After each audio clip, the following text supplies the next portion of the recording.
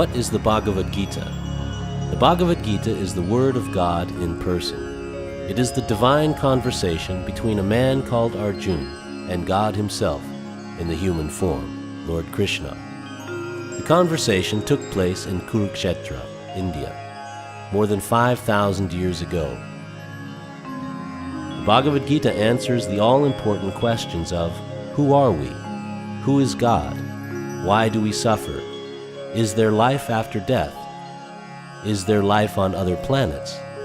How do we become and remain happy in this and the next life?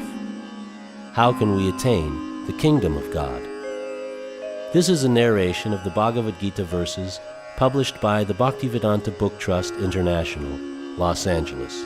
English translation of the Sanskrit verses by His Divine Grace A.C. Bhaktivedanta Swami Prabhupada.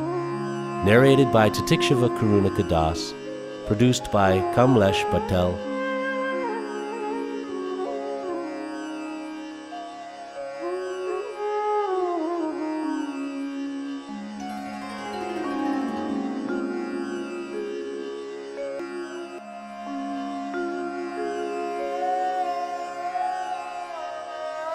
One may ask, what led to the great war on the battlefield of Kurukshetra, where the Bhagavad Gita was spoken?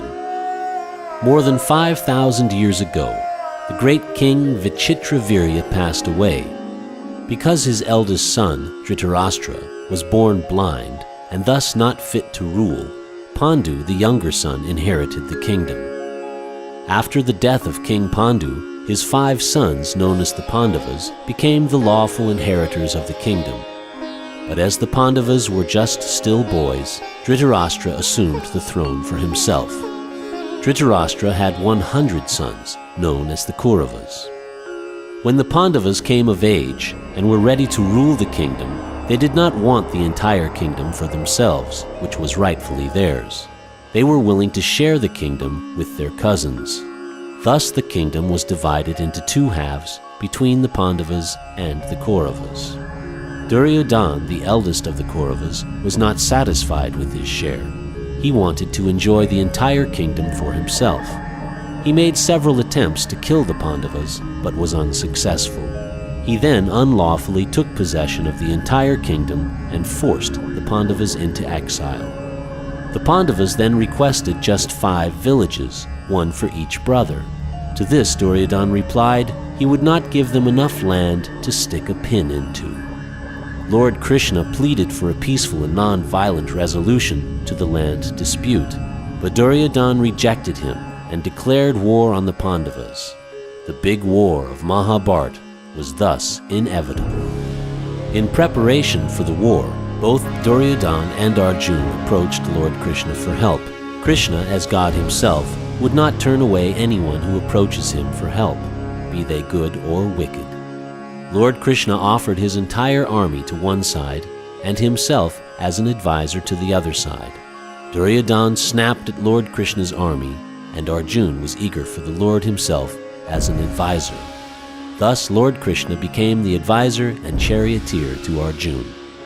Arjuna faced a dilemma on the battlefield, whether to fight for his rights or run away from the war and let the wicked and evil sons of Dhritarashtra rule the kingdom.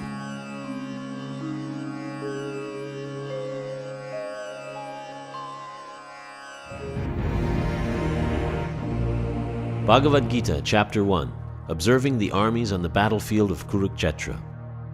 Dhritarashtra said, O Sanjaya, after my sons and the sons of Pandu assembled in the place of pilgrimage at Kurukshetra desiring to fight, what did they do? Sanjaya said, O king, after looking over the army arranged in military formation by the sons of Pandu, King Duryodhana went to his teacher and spoke the following words.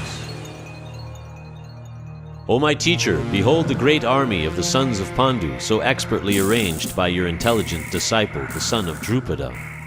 Here in this army are many heroic bowmen, equal in fighting to Bhima and Arjuna, great fighters like Yayudhana, Virata, and Drupada. There are also great heroic powerful fighters like Drishtaketu, Chekitana, Kasiraj, Purujit, Kuntiboj, and Shaibya. There are the mighty Yadhumanyu, the very powerful Uttamaja, the son of Subhadra, and the sons of Draupadi. All these warriors are great chariot fighters. But for your information, O best of the Brahmanas, let me tell you about the captains who are especially qualified to lead my military force. There are personalities like you, Bhishma, Karna, Kripa, Ashvatthama, Vikarna, and the son of Somadatta called Bhurishrava, who are always victorious in battle. There are many other heroes who are prepared to lay down their lives for my sake. All of them are well equipped with different kinds of weapons, and all are experienced in military science. Our strength is immeasurable, and we are perfectly protected by Grandfather Bhishma, whereas the strength of the Pandavas, carefully protected by Bhima, is limited. All of you must now give full support to Grandfather Bhishma as you stand at your respective strategic points of entrance into the phalanx of the army. Then Bhishma, the great valiant grandsire of the Kuru dynasty, the grandfather of the fighters, blew his conch shell very loudly, making a sound like the roar of a lion, giving Duryodhana great joy. After that, the conch shell's drums, bugles, trumpets, and horns were all suddenly sounded, and the combined sound was tumultuous. On the other side, both Lord Krishna and Arjuna, stationed on a great chariot drawn by white horses, sounded their transcendental conch shells. Lord Krishna blew his conch shell, called Panchajanya. Arjuna blew his Devadatta, and Bhima, the voracious eater and performer of Herculean tasks, blew his terrific conch shell called Pundra. King Yudhisthira, the son of Kunti, blew his conch shell, the Ananta Vijaya, and Nakula and Sahadev blew the Sugosha and Mani Pushpaka. The great archer, the king of Kashi, the great fighter Shikhandi, Drishtadyumna, Virata, the unconquerable Satyaki, Drupada, the sons of Draupadi, and the others, O king, such as the mighty armed son of Subhadra, all blew their respective conch shells. The blowing of these different conch shells became uproarious, vibrating both in the sky and on the earth. It shattered the hearts of the sons of Dhritarashtra. At that time Arjuna, the son of Pandu, seated in the chariot bearing the flag marked with Hanuman, took up his bow and prepared to shoot his arrows. O king, after looking at the sons of Dhritarashtra drawn in military array, Arjuna then spoke to Lord Krishna these words. Arjuna said, O infallible one, please draw my chariot between the two armies so that I may see those present here who desire to fight, and with whom I must contend in this great trial of arms. Let me see those who have come here to fight wishing to please the evil-minded son of Dhritarashtra. Sanjaya said, O descendant of Bharata, having thus been addressed by Arjuna, Lord Krishna drew up the fine chariot in the midst of the armies of both parties. In the presence of Bhishma, Drona, and all the other chieftains of the world, the Lord said, Just behold, Partha, all the Kurus assembled here. There Arjuna could see within the midst of the armies of both parties his fathers, grandfathers, teachers, maternal uncles, brothers, sons, grandsons, friends, and also his fathers-in-law and well-wishers. When the son of Kunti Arjuna saw these different grades of friends and relatives, he became overwhelmed with compassion and spoke thus. Arjuna said, My dear Krishna, seeing my friends and relatives present before me in such a fighting spirit, I feel the limbs of my body quivering and my mouth drying up. My whole body is trembling, my hair is standing on end, my bow Gandiva is slipping from my hand, and my skin is burning. I am now unable to stand here any longer. I am forgetting myself, and my mind is reeling. I see only causes of misfortune, O Krishna, killer of the Keshi demon. I do not see how any good can come from killing my own kinsman in this battle. Nor can I, my dear Krishna, desire any subsequent victory, kingdom, or happiness. O Govinda, of what avail to us are a kingdom, happiness, or even life itself, when all those for whom we may desire them are now arrayed on this battlefield? O Madhusudana, when teachers, fathers, sons, grandfathers, maternal uncles, fathers-in-law, grandsons, brothers-in-law, and other relatives are ready to give up their lives and properties and are standing before me, Why should I wish to kill them, even though they might otherwise kill me? O maintainer of all living entities, I am not prepared to fight with them, even in exchange for the 3 worlds, let alone this earth. What pleasure will we derive from killing the sons of Dhritarashtra? Sin will overcome us if we slay such aggressors. Therefore it is not proper for us to kill the sons of Dhritarashtra and our friends. What should we gain, O Krishna, husband of the goddess of fortune? And how could we be happy by killing our own kinsmen? O Janardana, although these men, their hearts overtaken by greed, see no fault in killing one's family or quarreling with friends, why should we, who can see the crime in destroying a family, engage in these acts of sin? With the destruction of dynasty, the eternal family tradition is vanquished, and thus the rest of the family becomes involved in irreligion. When irreligion is prominent in the family, O Krishna, the women of the family become polluted, and from the degradation of womanhood, O descendant of Vrishni, comes unwanted progeny. An increase of unwanted population certainly causes hellish life, both for the family and for those who destroy the family tradition. The ancestors of such corrupt families fall down, because the performances for offering them food and water are entirely stopped. By the evil deeds of those who destroy the family tradition, and thus give rise to unwanted children, all kinds of community projects and family welfare activities are devastated. O Krishna, maintainer of the people, I have heard by disciplic succession that those who destroy family traditions dwell always in hell. Alas, how strange it is that we are preparing to commit greatly sinful acts. Driven by the desire to enjoy royal happiness, we are intent on killing our own kinsmen. Better for me if the sons of Dhritarashtra, weapons in hand, were to kill me unarmed and unresisting on the battlefield. Sanjaya said, Arjuna, having thus spoken on the battlefield, cast aside his bow and arrows and sat down on the chariot, his mind overwhelmed with grief.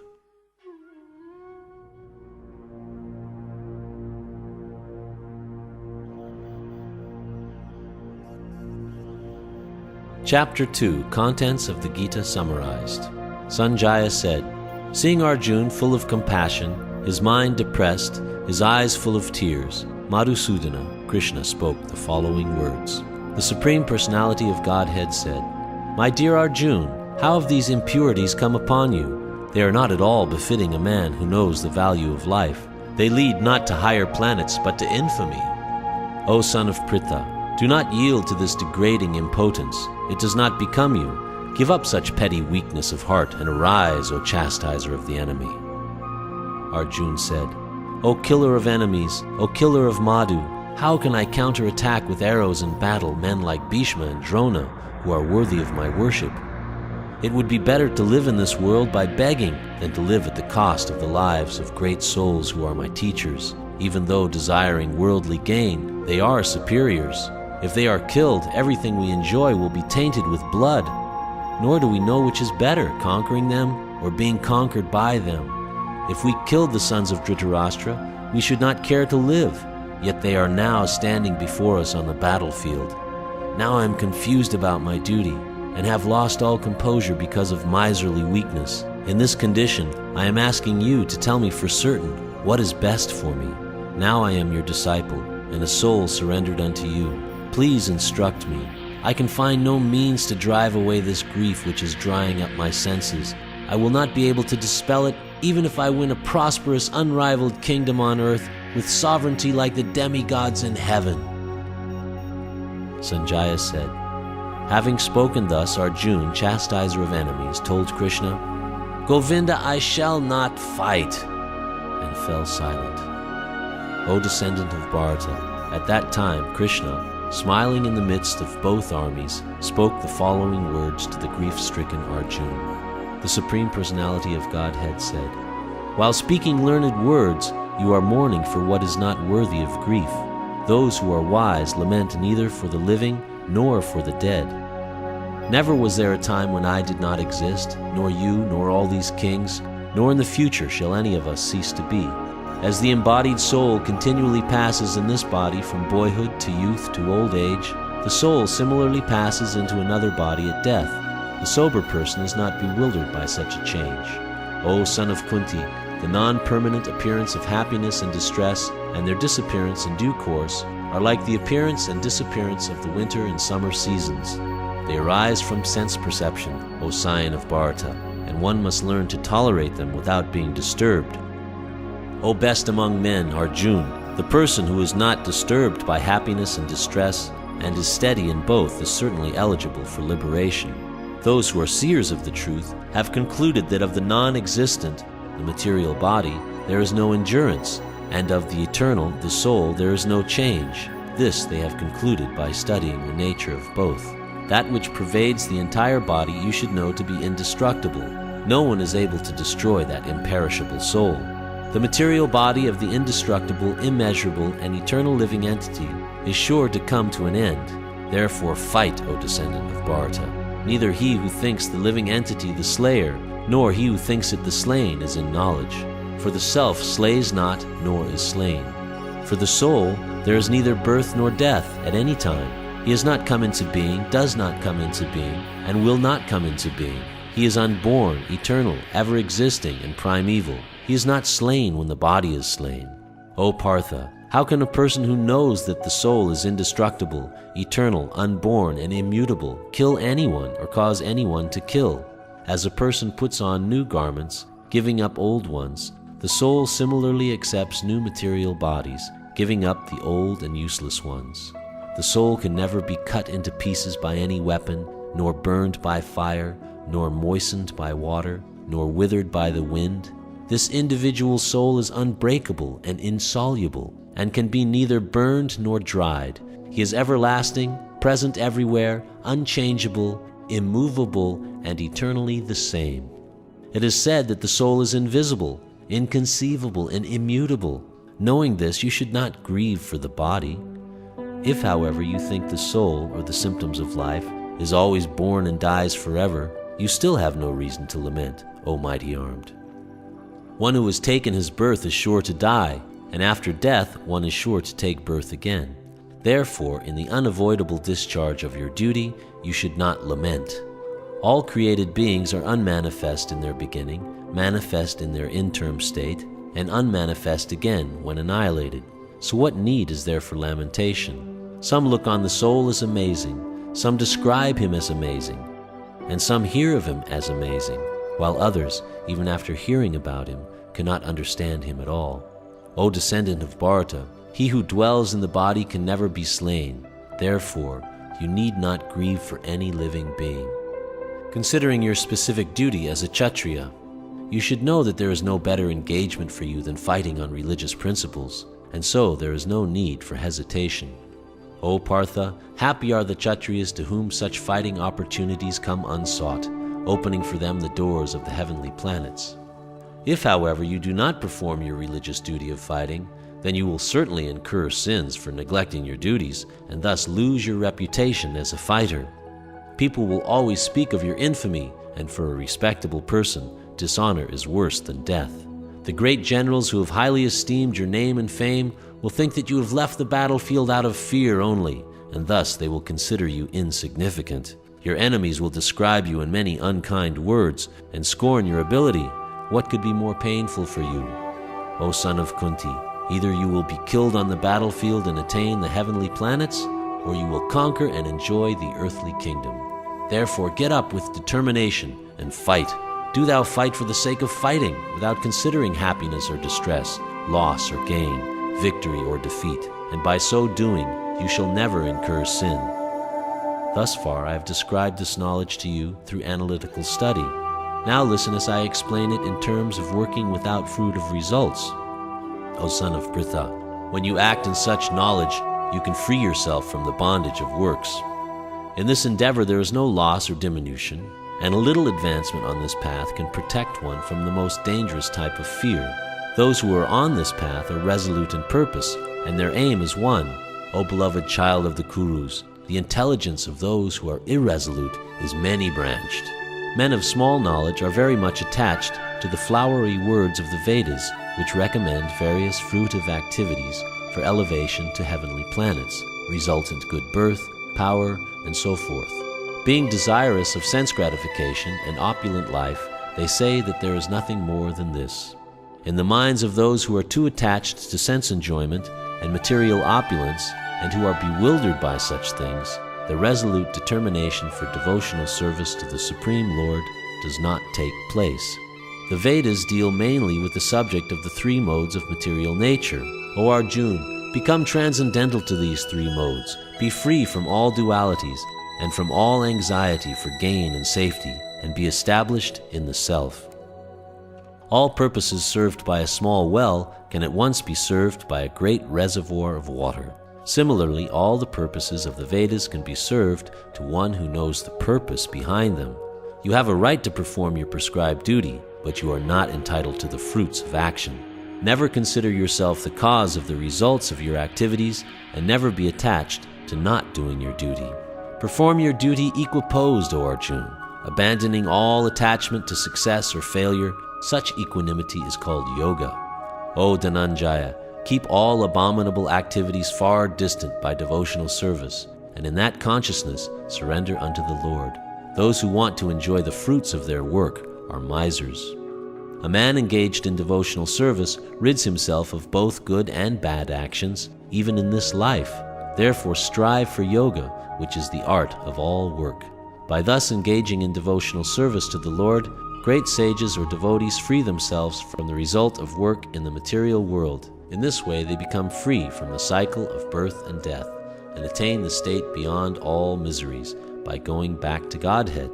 When your intelligence has passed out of the dense forest of delusion, you shall become indifferent to all that has been heard and all that is to be heard. When your mind is no longer disturbed by the flowery language of the Vedas, and when it remains fixed in the trance of self-realization, then you will have attained the divine consciousness. Arjuna said, O Krishna, what are the symptoms of one whose consciousness is thus merged in transcendence? How does he speak, and what is his language? How does he sit, and how does he walk? The Supreme Personality of Godhead said, O Partha, when a man gives up all varieties of desire for sense gratification, which arise from mental concoction, and when his mind, thus purified, finds satisfaction in the self alone, then he is said to be in pure transcendental consciousness.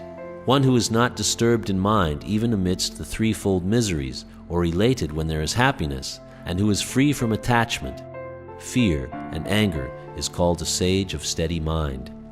In the material world, one who is unaffected by whatever good or evil he may obtain, neither praising it nor despising it, is firmly fixed in perfect knowledge. One who is able to withdraw his senses from sense objects, as the tortoise draws its limbs within the shell, is firmly fixed in perfect consciousness. The embodied soul may be restricted from sense enjoyment, though the taste for sense objects remains, but ceasing such engagements by experiencing a higher taste, he is fixed in consciousness. The senses are so strong and impetuous, O Arjuna, that they forcibly carry away the mind even of a man of discrimination who is endeavoring to control them. One who restrains his senses, keeping them under full control, and fixes his consciousness upon me, is known as a man of steady intelligence. While contemplating the objects of the senses, a person develops attachment for them, and from such attachment lust develops, and from lust anger arises. From anger complete delusion arises, and from delusion bewilderment of memory. When memory is bewildered, intelligence is lost, and when intelligence is lost, one falls down again into the material pool. But a person free from all attachment and aversion, and able to control his senses through regulative principles of freedom, can obtain the complete mercy of the Lord. For one thus satisfied in Krishna consciousness, the threefold miseries of material existence exist no longer. In such satisfied consciousness, one's intelligence is soon well established. One who is not connected with the Supreme in Krishna consciousness can have neither transcendental intelligence nor a steady mind, without which there is no possibility of peace. And how can there be any happiness without peace? As a strong wind sweeps away a boat on the water, even one of the roaming senses on which the mind focuses can carry away a man's intelligence. Therefore, O mighty armed, one whose senses are restrained from their objects is certainly of steady intelligence. What is night for all beings is the time of awakening for the self-controlled, and the time of awakening for all beings is night for the introspective sage. A person who is not disturbed by the incessant flow of desires that enter like rivers into the ocean, which is ever being filled but is always still, can alone achieve peace, and not the man who strives to satisfy such desires. A person who has given up all desires for sense gratification, who lives free from desires, who has given up all sense of proprietorship and is devoid of false ego, he alone can attain real peace. That is the way of spiritual and godly life, after attaining which a man is not bewildered. If one is thus situated, even at the hour of death, one can enter into the kingdom of God.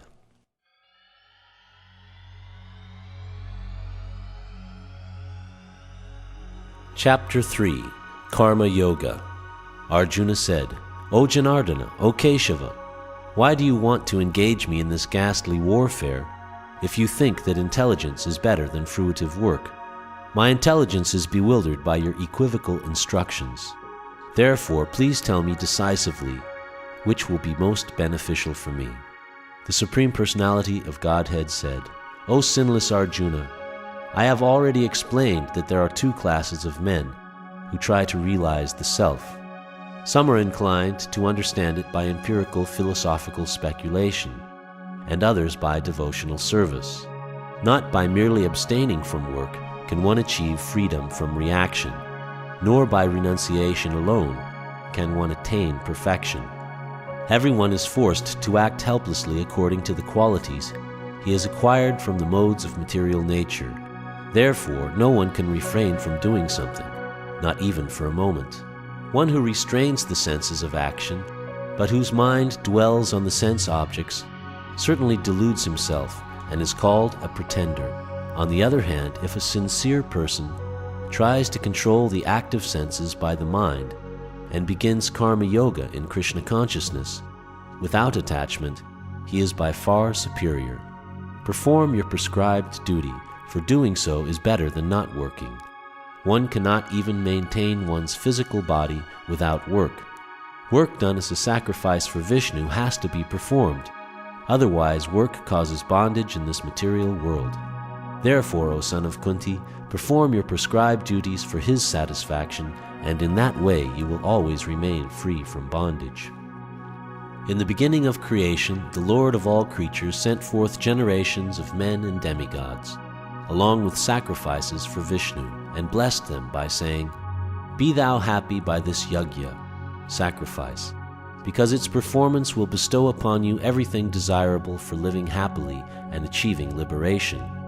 The demigods, being pleased by sacrifices, will also please you, and thus by cooperation between men and demigods, prosperity will reign for all.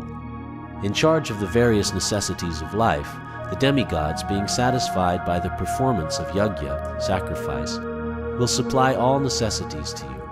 But he who enjoys such gifts without offering them to the demigods in return is certainly a thief. The devotees of the Lord are released from all kinds of sins because they eat food which is offered first for sacrifice. Others who prepare food for personal sense enjoyment verily eat only sin. All living bodies subsist on food grains, which are produced from rains. Rains are produced by performance of yajna, sacrifice, and yajna is born of prescribed duties. Regulated activities are prescribed in the Vedas, and the Vedas are directly manifested from the Supreme Personality of Godhead. Consequently, the all-pervading transcendence is eternally situated in acts of sacrifice. My dear Arjuna, one who does not follow in human life the cycle of sacrifice, thus established by the Vedas, certainly leads a life full of sin. Living only for the satisfaction of the senses, such a person lives in vain. But for one who takes pleasure in the self, whose human life is one of self-realization, and who is satisfied in the self only, fully satiated, for him there is no duty.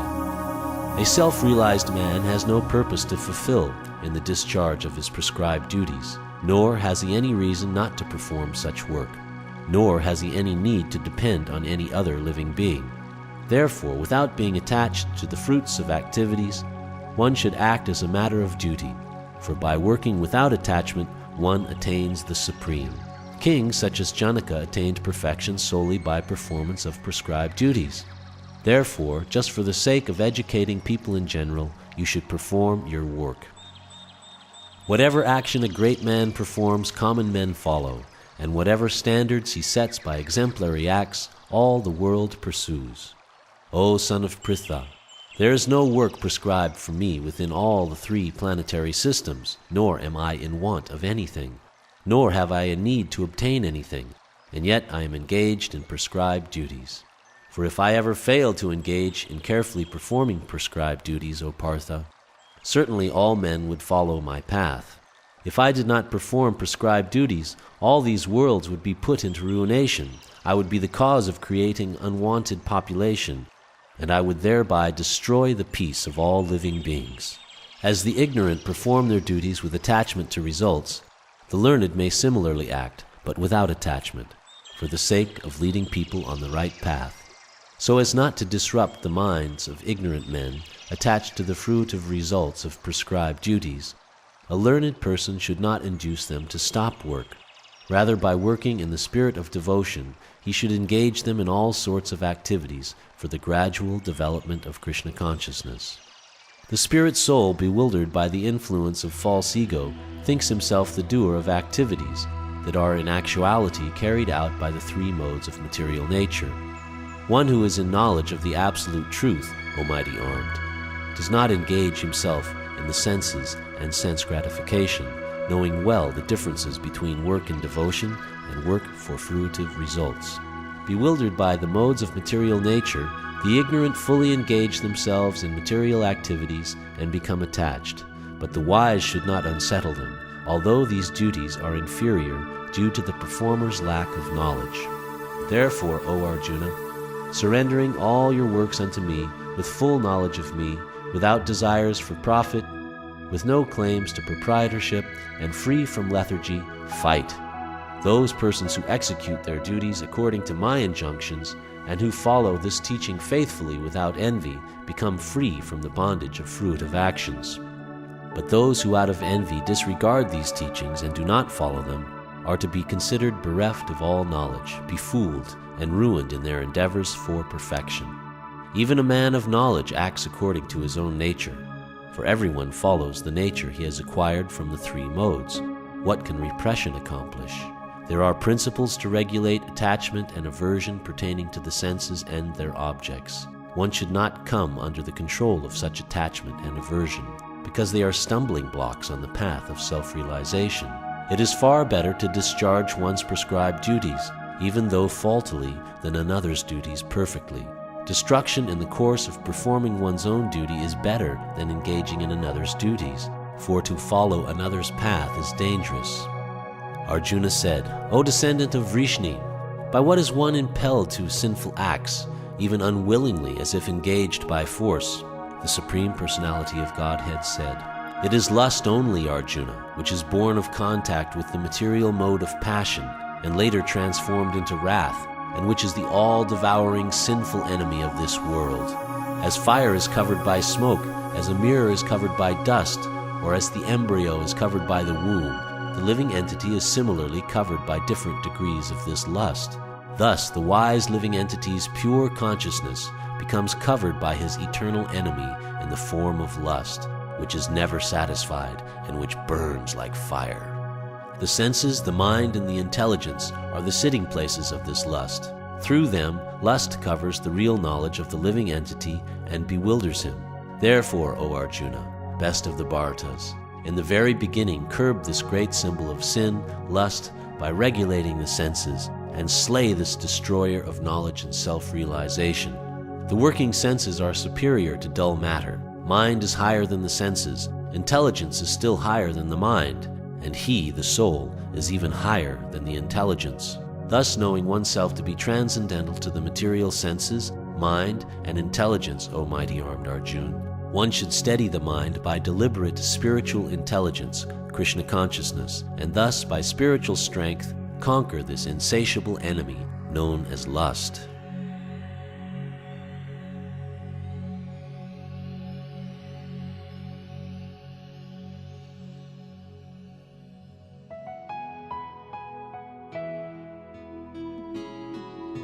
Chapter 4.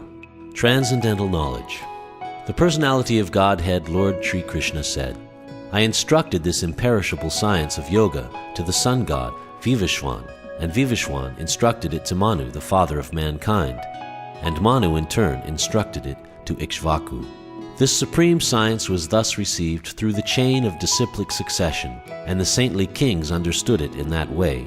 But in due course of time the succession was broken, and therefore the science as it is appears to be lost. That very ancient science of the relationship with the Supreme is today told by me to you, because you are my devotee as well as my friend, and can therefore understand the transcendental mystery of this science. Arjuna said, The sun god Vivishwan is senior by birth to you. How am I to understand that in the beginning you instructed this science to him? The personality of Godhead said, Many births both you and I have passed. I can remember all of them, but you cannot, O subduer of the enemy. Although I am unborn and my transcendental body never deteriorates, and although I am the Lord of all living entities, I still appear in every millennium in my original transcendental form.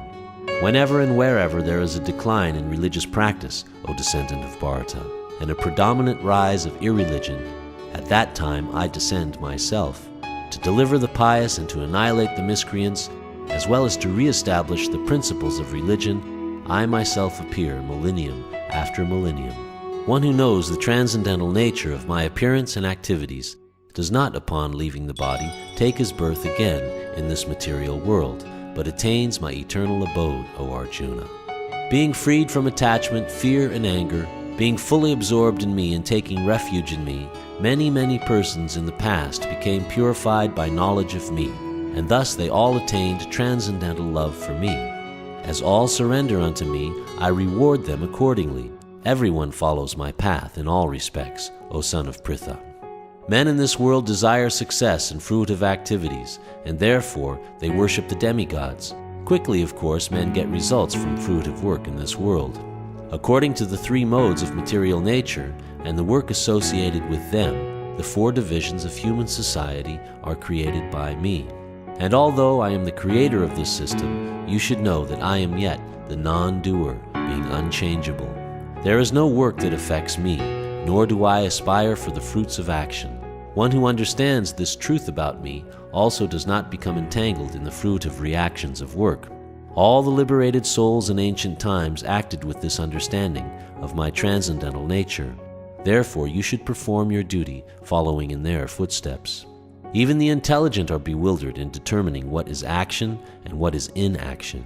Now I shall explain to you what action is, knowing which you shall be liberated from all misfortune. The intricacies of action are very hard to understand. Therefore, one should know properly what action is, what forbidden action is, and what inaction is. One who sees inaction in action and action in inaction is intelligent among men, and he is in the transcendental position, although engaged in all sorts of activities. One who is understood to be in full knowledge, whose every endeavor is devoid of desire for sense gratification. He is said by sages to be a worker for whom the reactions of work have been burned up by the fire of perfect knowledge. Abandoning all attachment to the results of his activities, ever satisfied and independent, he performs no fruitive action, although engaged in all kinds of undertakings. Such a man of understanding acts with mind and intelligence perfectly controlled, gives up all sense of proprietorship over his possessions, and acts only for the bare necessities of life. Thus working, he is not affected by sinful reactions. He who is satisfied with gain, which comes of its own accord, who is free from duality and does not envy, who is steady in both success and failure, is never entangled, although performing actions. The work of a man who is unattached to the modes of material nature and who is fully situated in transcendental knowledge merges entirely into transcendence. A person who is fully absorbed in Krishna consciousness is sure to attain the spiritual kingdom because of his full contribution to spiritual activities, in which the consummation is absolute and that which is offered is of the same spiritual nature. Some yogis perfectly worship the demigods by offering different sacrifices to them, and some of them offer sacrifices in the fire of the Supreme Brahman. Some, the unadulterated brahmacharis, sacrifice the hearing process and the senses in the fire of mental control, and others, the regulated householders, sacrifice the objects of the senses in the fire of the senses. Others who are interested in achieving self-realization through control of the mind and senses offer the functions of all the senses and of the life breath as oblations into the fire of the controlled mind. Having accepted strict vows, some become enlightened by sacrificing their possessions, and others by performing severe austerities, by practicing the yoga of eightfold mysticism, or by studying the Vedas to advance in transcendental knowledge. Still others who are inclined to the process of breath restraint to remain in trance practice by offering the movement of the outgoing breath into the incoming, and the incoming breath into the outgoing, and thus at last remain in trance, stopping all breathing. Others, curtailing the eating process, offer the outgoing breath into itself as a sacrifice. All these performers who know the meaning of sacrifice become cleansed of sinful reactions, and having tasted the nectar of the results of sacrifices, they advance toward the supreme eternal atmosphere. O best of the Kuru dynasty, without sacrifice one can never live happily on this planet or in this life. What then of the next? All these different types of sacrifice are approved by the Vedas, and all of them are born of different types of work. Knowing them as such, you will become liberated. O chastiser of the enemy, the sacrifice performed in knowledge is better than the mere sacrifice of material possessions. After all, of son of Pritha, all sacrifices of work culminate in transcendental knowledge. Just try to learn the truth by approaching a spiritual master. Inquire from him submissively, and render service unto him. The self-realized souls can impart knowledge unto you because they have seen the truth. Having obtained real knowledge from a self-realized soul, you will never fall again into such illusion. For by this knowledge you will see that all living beings are but part of the Supreme, or in other words, that they are mine. Even if you are considered to be the most sinful of all sinners, when you are situated in the boat of transcendental knowledge, you will be able to cross over the ocean of miseries. As a blazing fire turns firewood to ashes, O Arjuna, so does the fire of knowledge burn to ashes all reactions to material activities.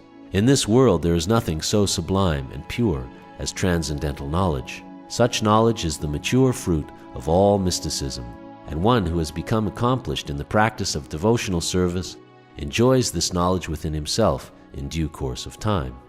A faithful man who is dedicated to transcendental knowledge and who subdues his senses is eligible to achieve such knowledge. And having achieved it, he quickly attains the supreme spiritual peace. But ignorant and faithless persons who doubt the revealed scriptures do not attain God consciousness. They fall down. For the doubting soul there is happiness neither in this world nor in the next. One who acts in devotional service, renouncing the fruits of his actions, and whose doubts have been destroyed by transcendental knowledge, is situated factually in the self. Thus he is not bound by the reactions of work, O conqueror of riches. Therefore the doubts which have arisen in your heart out of ignorance should be slashed by the weapon of knowledge. Armed with yoga, O Bharata, stand and fight.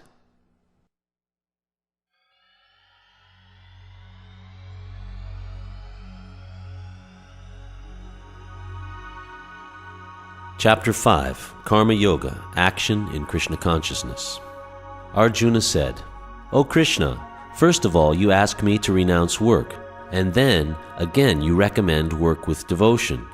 Now will you kindly tell me definitely which of the two is more beneficial?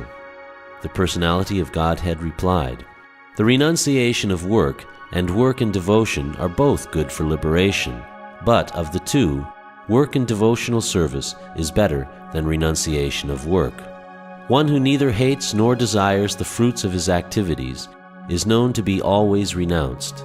Such a person, free from all dualities, easily overcomes material bondage and is completely liberated, O mighty armed Arjuna. Only the ignorant speak of devotional service, karma yoga, as being different from the analytical study of the material world, Sankhya. Those who are actually learned say that he who applies himself well to one of these paths achieves the results of both. One who knows that the position reached by means of analytical study can also be attained by devotional service, and who therefore sees analytical study and devotional service to be on the same level, sees things as they are. Merely renouncing all activities, yet not engaging in the devotional service of the Lord, cannot make one happy. But a thoughtful person engaged in devotional service can achieve the supreme without delay. One who works in devotion, who is a pure soul, and who controls his mind and senses, is dear to everyone, and everyone is dear to him. Though always working, such a man is never entangled. A person in the divine consciousness, although engaged in seeing, hearing, touching, smelling, eating, moving about, sleeping and breathing, always knows within himself that he actually does nothing at all, because while speaking, evacuating, receiving, or opening or closing his eyes, he always knows that only the material senses are engaged with their objects, and that he is aloof from them. One who performs his duty without attachment, surrendering the results unto the Supreme Lord, is unaffected by sinful action, as the lotus leaf is untouched by water. The yogis, abandoning attachment, act with body, mind, intelligence, and even with the senses, only for the purpose of purification. The steadily devoted soul attains unadulterated peace because he offers the result of all activities to me, whereas a person who is not in union with the divine, who is greedy for the fruits of his labor, becomes entangled. When the embodied living being controls his nature and mentally renounces all actions, he resides happily in the city of 9 gates, the material body, neither working nor causing work to be done. The embodied spirit, master of the city of his body, does not create activities, nor does he induce people to act, nor does he create the fruits of action. All this is enacted by the modes of material nature. Nor does the Supreme Lord assume anyone's sinful or pious activities. Embodied beings, however, are bewildered because of the ignorance which covers their real knowledge. When, however, one is enlightened with the knowledge by which nescience is destroyed, then his knowledge reveals everything, as the sun lights up everything in the daytime. When one's intelligence, mind, faith, and refuge are all fixed in the Supreme, then one becomes fully cleansed of misgivings through complete knowledge and thus proceeds straight on the path of liberation. The humble sage, by virtue of true knowledge, sees with equal vision a learned and gentle Brahmana, a cow, an elephant, a dog, and a dog-eater, outcast. Those whose minds are established in sameness and equanimity have already conquered the conditions of birth and death. They are flawless like Brahman, and thus they are already situated in Brahman. A person who neither rejoices upon achieving something pleasant, nor laments upon obtaining something unpleasant, who is self-intelligent, who is unbewildered, and who knows the science of God, is already situated in transcendence.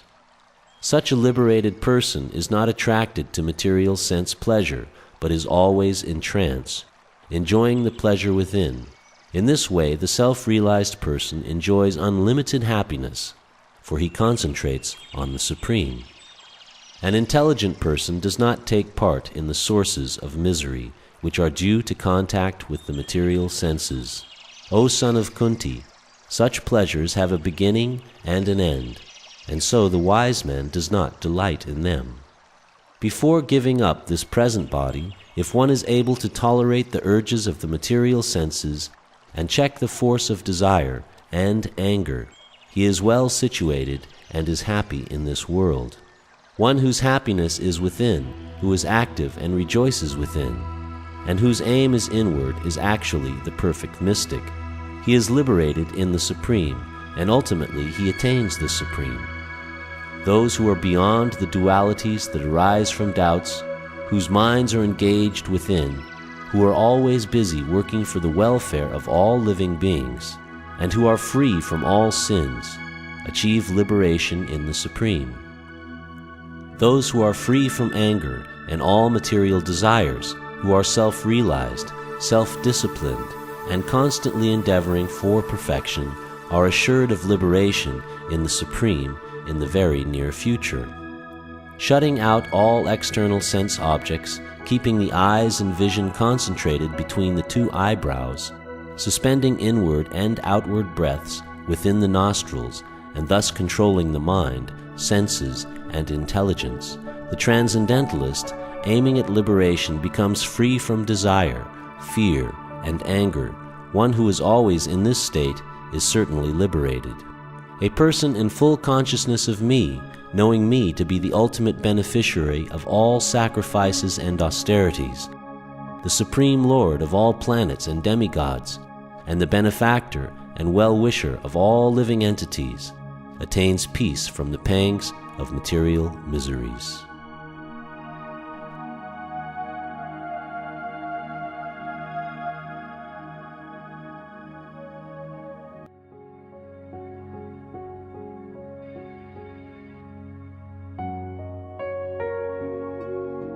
Chapter 6, Dhyana Yoga. The Supreme Personality of Godhead said, "One who is unattached to the fruits of his work and who works as he is obligated is in the renounced order of life, and he is the true mystic, not he who lights no fire and performs no duty." What is called renunciation, you should know to be the same as yoga, or linking oneself with the Supreme, O son of Pandu. For one can never become a yogi unless he renounces the desire for sense gratification. For one who is a neophyte in the eightfold yoga system, work is said to be the means. And for one who is already elevated in yoga, cessation of all material activities is said to be the means. A person is said to be elevated in yoga when, having renounced all material desires, he neither acts for sense gratification nor engages in fruitive activities. One must deliver himself with the help of his mind, and not degrade himself. The mind is the friend of the conditioned soul, and his enemy as well. For him who has conquered the mind is the best of friends, but for one who has failed to do so, his mind will remain the greatest enemy. For one who has conquered the mind, the supersoul is already reached, for he has attained tranquility. To such a man, happiness and distress, heat and cold, honor and dishonor are all the same. A person is said to be established in self-realization and is called a yogi or mystic when he is fully satisfied by virtue of acquired knowledge and realization. Such a person is situated in transcendence and is self-controlled. He sees everything, whether it be pebbles, stones, or gold, as the same. A person is considered still further advanced when he regards honest well-wishers, affectionate benefactors, the neutral, mediators, the envious, friends and enemies, the pious and the sinners, all with an equal mind. A transcendentalist should always engage his body, mind, and self in relationship with the Supreme. He should live alone in a secluded place and should always carefully control his mind. He should be free from desires and feelings of possessiveness. To practice yoga, one should go to a secluded place and should lay kusha grass on the ground and then cover it with a deerskin and a soft cloth. The seat should be neither too high nor too low and should be situated in a sacred place. The yogi should then sit on it very firmly and practice yoga to purify the heart by controlling his mind, senses, and activities and fixing the mind on one point. One should hold one's body, neck, and head erect in a straight line and stare steadily at the tip of the nose. Thus, with an unagitated, subdued mind, devoid of fear, completely free from sex life, one should meditate upon me within the heart and make me the ultimate goal of life. Thus, practicing constant control of the body, mind, and activities, the mystic transcendentalist, his mind regulated, attains to the kingdom of God, or the abode of Krishna, by cessation of material existence. There is no possibility of one's becoming a yogi, O Arjuna, if one eats too much, or eats too little, sleeps too much, or does not sleep enough. He who is regulated in his habits of eating, sleeping, recreation, and work can mitigate all material pains by practicing the yoga system. When the yogi, by practice of yoga, disciplines his mental activities and becomes situated in transcendence, devoid of all material desires, he is said to be well established in yoga. As a lamp in a windless place does not waver, so the transcendentalist, whose mind is controlled, remains always steady in his meditation on the transcendent self. In the stage of perfection called trance or samadhi, one's mind is completely restrained from material mental activities by practice of yoga. This perfection is characterized by one's ability to see the self by the pure mind and to relish and rejoice in the self. In that joyous state, one is situated in boundless transcendental happiness, realized through transcendental senses. Established thus, one never departs from the truth, and upon gaining this, he thinks there is no greater gain. Being situated in such a position, one is never shaken, even in the midst of greatest difficulty. This indeed is actual freedom from all miseries arising from material contact. One should engage oneself in the practice of yoga with determination and faith, and not be deviated from the path. One should abandon without exception all material desires born of mental speculation, and thus control all the senses on all sides by the mind. Gradually, step by step, one should become situated in trance by means of intelligence sustained by full conviction, and thus the mind should be fixed on the self alone and should think of nothing else. From wherever the mind wanders due to its flickering and unsteady nature, one must certainly withdraw it and bring it back under the control of the self. The yogi whose mind is fixed on me verily attains the highest perfection of transcendental happiness. He is beyond the mode of passion. He realizes his qualitative identity with the Supreme, and thus he is freed from all reactions to past deeds. Thus the self-controlled yogi, constantly engaged in yoga practice, becomes free from all material contamination and achieves the highest stage of perfect happiness in transcendental loving service to the Lord. A true yogi observes me in all beings and also sees every being in me. Indeed, the self-realized person sees me, the same Supreme Lord, everywhere. For one who sees me everywhere and sees everything in me, I am never lost, nor is he ever lost to me. Such a yogi who engages in the worshipful service of the Supersoul, knowing that I and the Supersoul are one, remains always in me in all circumstances. He is a perfect yogi who, by comparison to his own self, sees the true equality of all beings in both their happiness and their distress, O Arjuna. Arjuna said, O Madhusudana, the system of yoga which you have summarized appears impractical and unendurable to me, for the mind is restless and unsteady. For the mind is restless, turbulent, obstinate, and very strong, O Krishna, and to subdue it, I think, is more difficult than controlling the wind. Lord Sri Krishna said, O mighty armed son of Kunti, it is undoubtedly very difficult to curb the restless mind, but it is possible by suitable practice and by detachment. For one whose mind is unbridled, self-realization is difficult work, but he whose mind is controlled and who strives by appropriate means is assured of success. That is my opinion. Arjuna said, O Krishna, what is the destination of the unsuccessful transcendentalist, who in the beginning takes to the process of self-realization with faith, but who later desists due to worldly mindedness, and thus does not attain perfection in mysticism? O mighty armed Krishna, does not such a man who is bewildered from the path of transcendence fall away from both spiritual and material success, and perish like a riven cloud with no position in any sphere? This is my doubt, O Krishna, and I ask you to dispel it completely. But for you, no one is to be found who can destroy this doubt.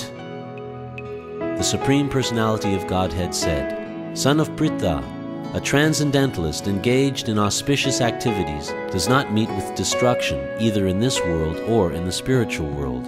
One who does good, my friend, is never overcome by evil.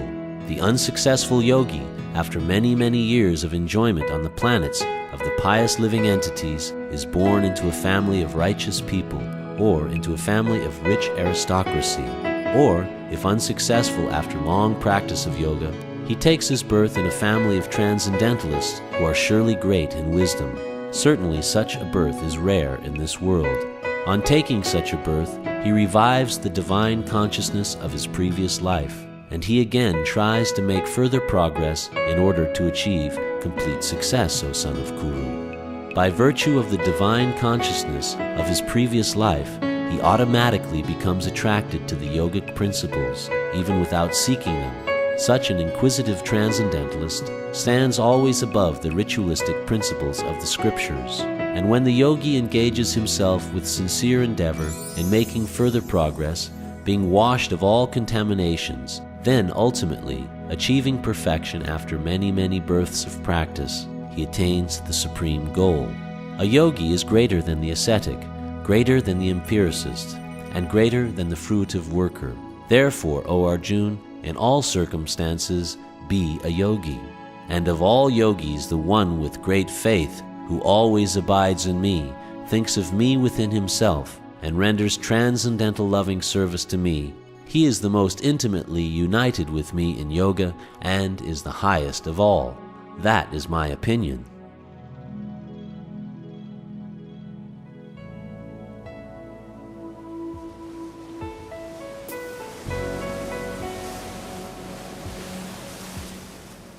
Chapter 7. Knowledge of the Absolute. The Supreme Personality of Godhead said, "Now hear, O son of Pritha, how by practicing yoga in full consciousness of me, with mind attached to me, you can know me in full, free from doubt. I shall now declare unto you in full this knowledge, both phenomenal and numinous. This being known, nothing further shall remain for you to know. Out of many thousands among men, one may endeavor for perfection, and of those who have achieved perfection, hardly one knows me in truth.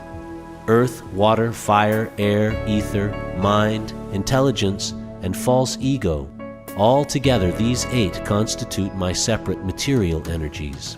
Besides these, O mighty armed Arjuna, there is another superior energy of mine, which comprises the living entities who are exploiting the resources of this material inferior nature. All created beings have their source in these 2 natures. Of all that is material and all that is spiritual in this world, know for certain that I am both the origin and the dissolution. O conqueror of wealth, there is no truth superior to me. Everything rests upon me as pearls are strung on a thread. O son of Kunti, I am the taste of water, the light of the sun and the moon, the syllable Om in the Vedic mantras. I am the sound in ether and the ability in man. I am the original fragrance of the earth, and I am the heat in fire. I am the life of all that lives, and I am the penances of all ascetics. O son of Pritha, know that I am the original seed of all existence, the intelligence of the intelligent, and the prowess of all powerful men. I am the strength of the strong, devoid of passion and desire. I am sex life which is not contrary to religious principles. O Lord of the Bharatas, Arjuna, know that all states of being, be they of goodness, passion, or ignorance, are manifested by my energy. I am in one sense everything, but I am independent. I am not under the modes of material nature, for they, on the contrary, are within me.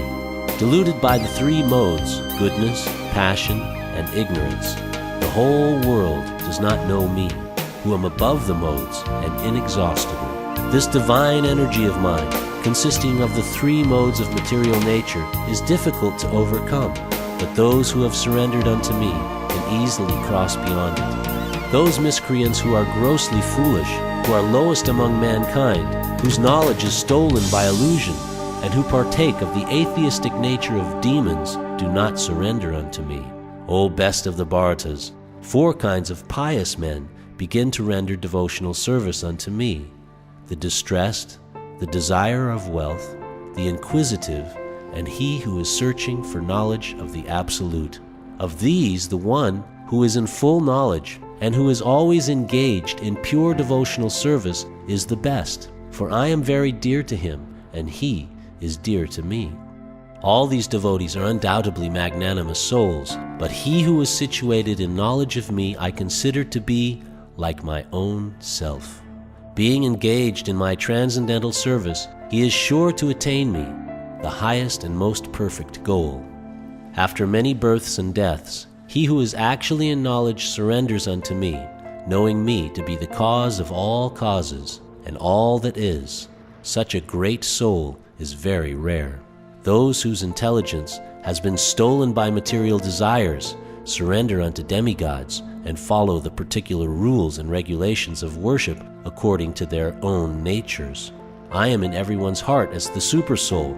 As soon as one desires to worship some demigod, I make his faith steady, so that he can devote himself to that particular deity. Endowed with such a faith, he endeavors to worship a particular demigod and obtains his desires. But in actuality, these benefits are bestowed by me alone. Men of small intelligence worship the demigods, and their fruits are limited and temporary. Those who worship the demigods go to the planets of the demigods, but my devotees ultimately reach my supreme planet. Unintelligent men who do not know me perfectly think that I, the Supreme Personality of Godhead, Krishna, was impersonal before and have now assumed this personality. Due to their small knowledge, they do not know my higher nature, which is imperishable and supreme.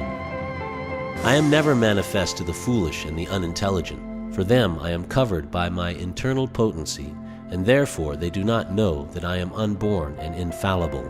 O Arjuna, as the Supreme Personality of Godhead, I know everything that has happened in the past and all that is happening in the present and all things that are yet to come. I also know all living entities, but me no one knows. O scion of Bharata, O conqueror of the foe, all living entities are born into delusion, bewildered by dualities arisen from desire and hate. Persons who have acted piously in previous lives and in this life, whose sinful actions are completely eradicated, are freed from the dualities of delusion, and they engage themselves in my service with determination. Intelligent persons who are endeavoring for liberation from old age and death take refuge in me in devotional service. They are actually Brahman because they entirely know everything about transcendental activities. Those in full consciousness of me, who know me, the Supreme Lord, to be the governing principle of the material manifestation of the demigods and of all methods of sacrifice, can understand and know me, the Supreme Personality of Godhead, even at the time of death.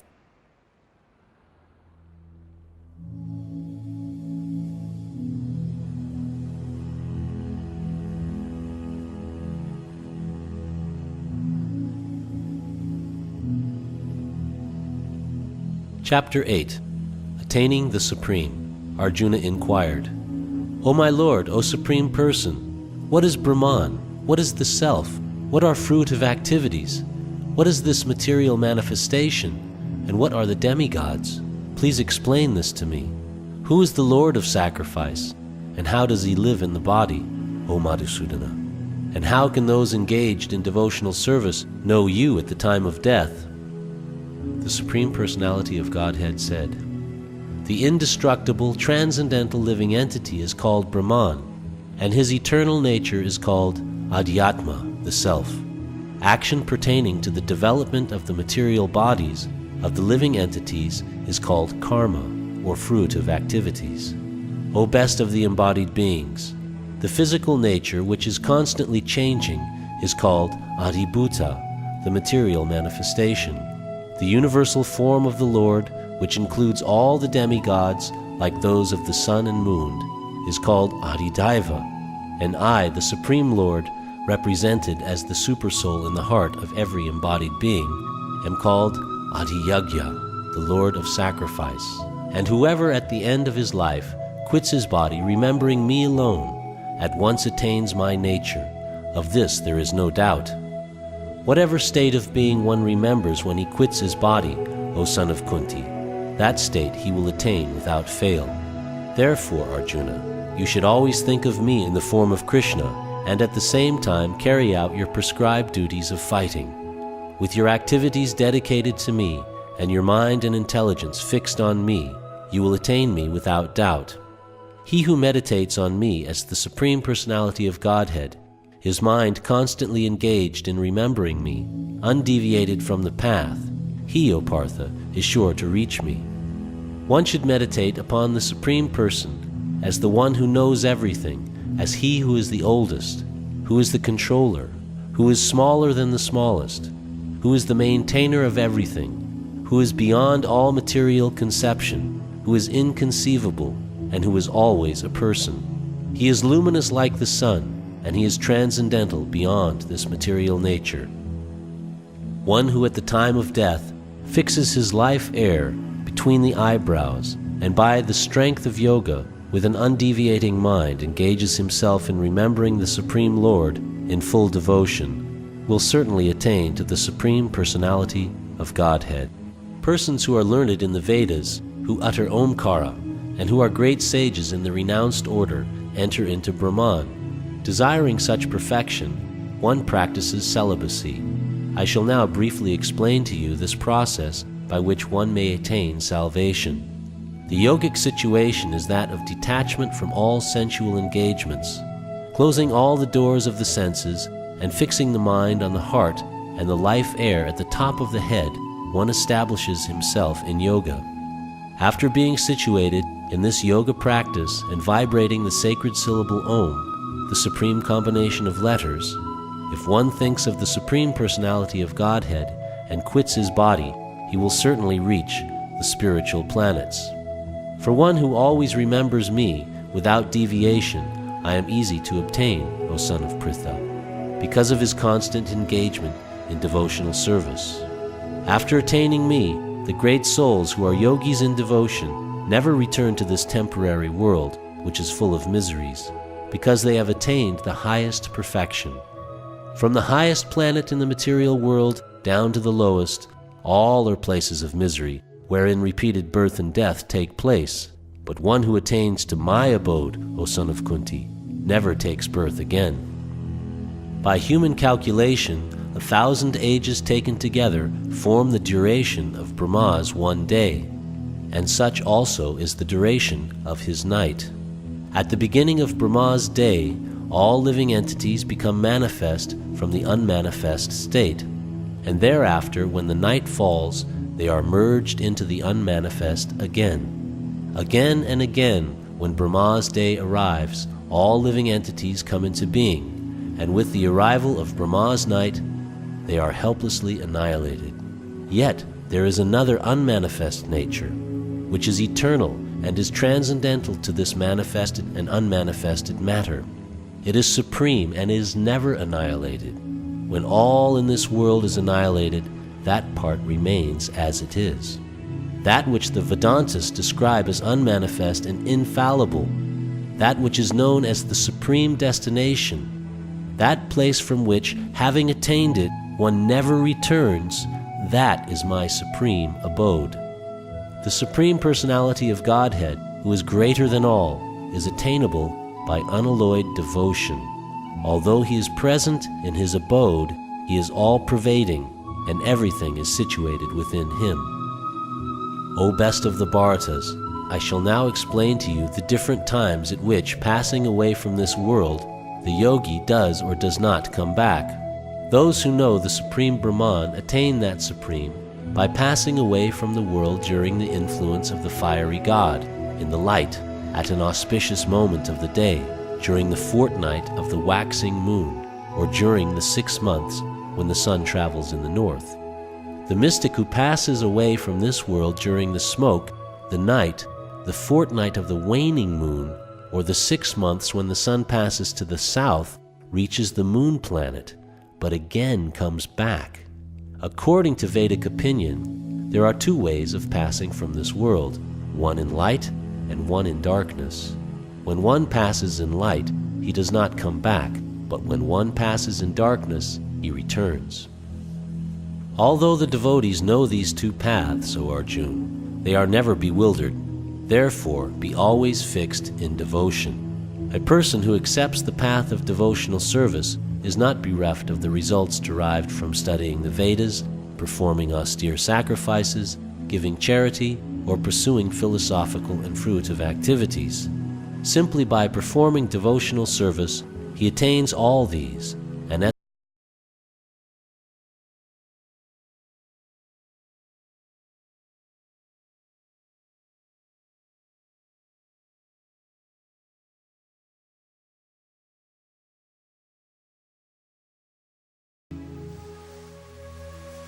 Chapter 9. The Most Confidential Knowledge.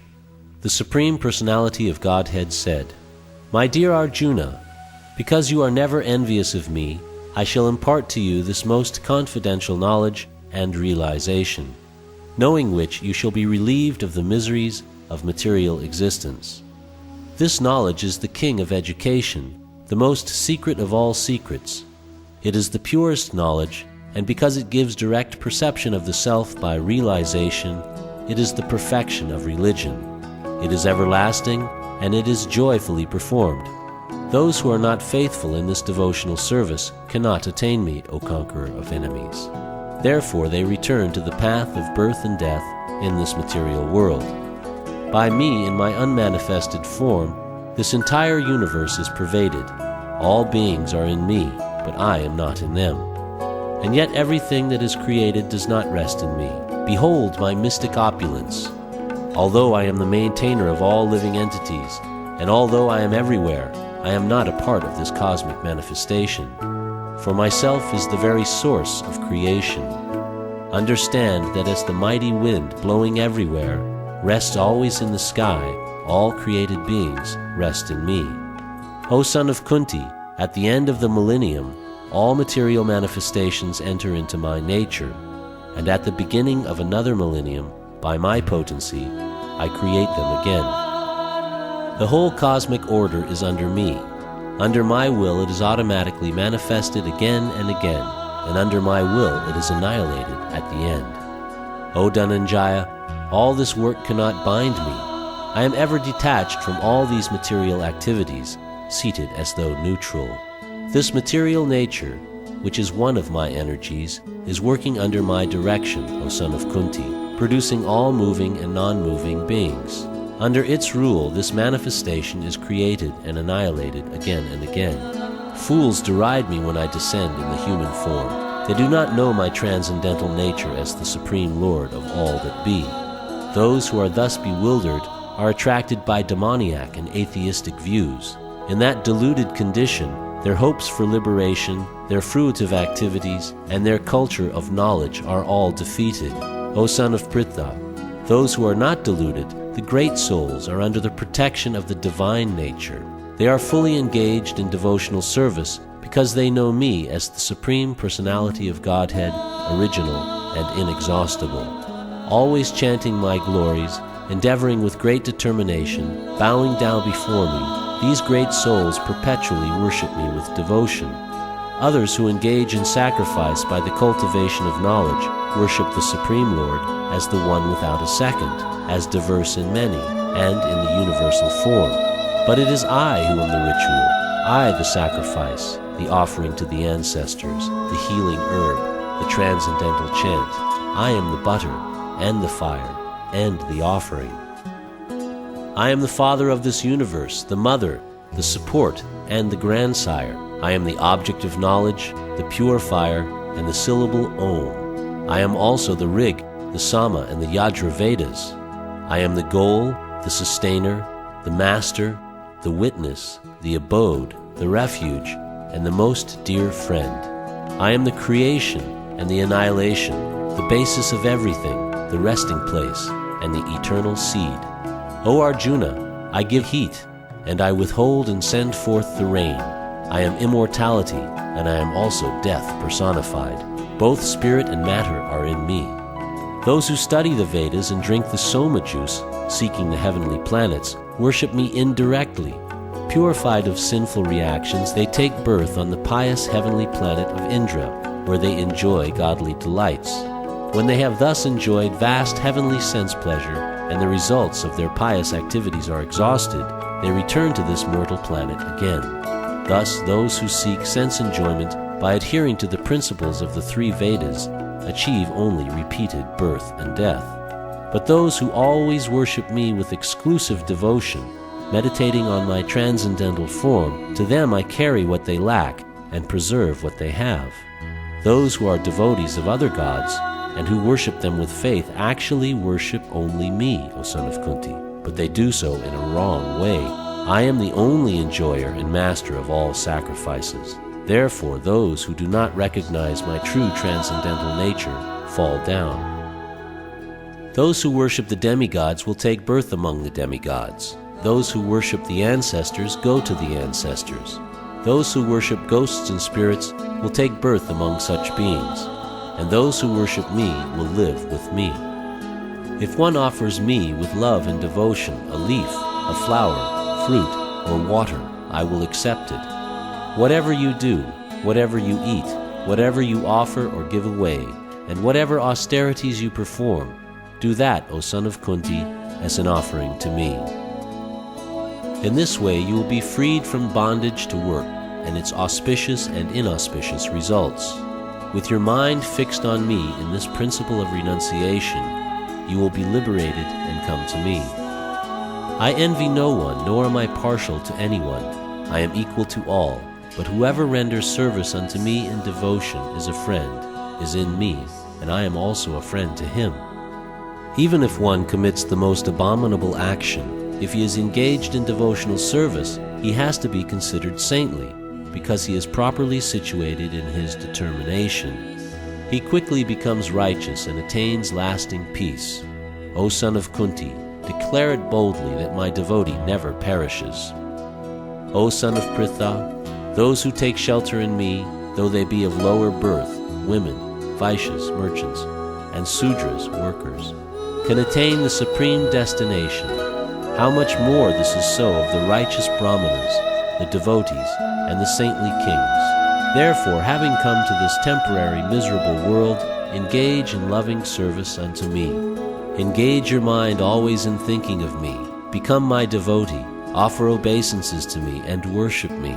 Being completely absorbed in me, surely you will come to me.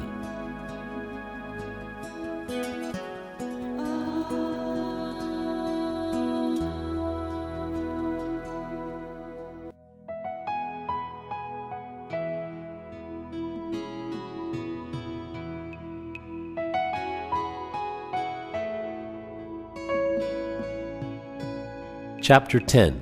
The Opulence of the Absolute. The Supreme Personality of Godhead said, "Listen again, O mighty armed Arjuna. Because you are my dear friend, for your benefit I shall speak to you further, giving knowledge that is better than what I have already explained. Neither the hosts of demigods nor the great sages know my origin or opulences, for in every respect I am the source of the demigods and sages. He who knows me as the unborn, as the beginningless, as the supreme Lord of all the worlds, he only, undiluted among men, is freed from all sins.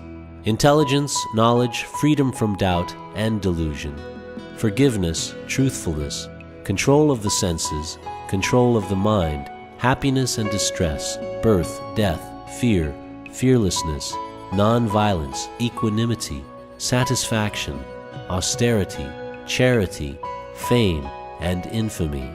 All these various qualities of living beings are created by me alone. The 7 great sages, and before them the 4 other great sages, and the Manus, progenitors of mankind, come from me, born from my mind, and all living beings populating the various planets descend from them. One who is factually convinced of this opulence and mystic power of mine engages in unalloyed devotional service. Of this there is no doubt.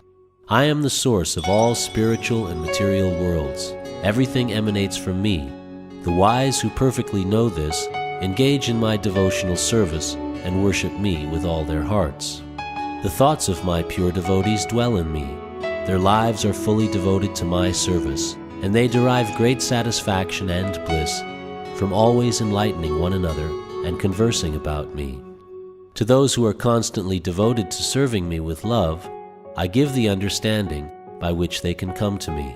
To show them special mercy, I, dwelling in their hearts, destroy with the shining lamp of knowledge the darkness born of ignorance." Arjuna said, You are the Supreme Personality of Godhead, the ultimate abode, the purest, the absolute truth. You are the eternal, transcendental, original person, the unborn, the greatest. All the great sages such as Narada, Asita, Devala, and Vyas confirm this truth about you, and now you yourself are declaring it to me. O Krishna, I totally accept as truth all that you have told me. Neither the demigods nor the demons, O Lord, can understand your personality. Indeed, you alone know yourself by your own internal potency, O Supreme Person, origin of all, Lord of all beings, God of gods, Lord of the universe. Please tell me in detail of your divine opulences by which you pervade all these worlds. O Krishna, O Supreme Mystic, how shall I constantly think of you, and how shall I know you? In what various forms are you to be remembered, O Supreme Personality of Godhead? O Janardana, please describe in detail the mystic power of your opulences. I am never satiated in hearing about you, for the more I hear, the more I want to taste the nectar of your words. The Supreme Personality of Godhead said, Yes, I will tell you of my splendorous manifestations, but only of those which are prominent, O Arjun, for my opulence is limitless. I am the Supersoul, O Arjun, seated in the hearts of all living entities. I am the beginning, the middle, and the end of all beings. Of the Adityas I am Vishnu, of lights I am the radiant sun, of the Maruts I am Marichi, and among stars I am the moon. Of the Vedas I am the Samaveda, of the demigods I am Indra, the king of heaven, of the senses I am the mind, and in living beings I am the living force, consciousness. Of all the Rudras I am Lord Shiva, of the Yakshas and the Rakshasas I am the Lord of wealth, Kuvera, of the Vasus I am fire, Agni, and of mountains I am Meru. Of priests, O Arjuna, know me to be the chief, Brihaspati. Of generals I am Kartikeya, and of bodies of water I am the ocean. Of the great sages I am Brigu, of vibrations I am the transcendental Om. Of sacrifices I am the chanting of the holy names, Japa, and of immovable things I am the Himalayas. Of all trees I am the banyan tree, and of the sages among the demigods I am Narada. Of the Gandharvas I am Chitraratha, and among perfected beings I am the sage Kapila. Of horses know me to be Uchai-shrava, produced during the churning of the ocean for nectar. Of lordly elephants I am Airavata, and among men I am the monarch. Of weapons I am the thunderbolt, among cows I am the Surabhi.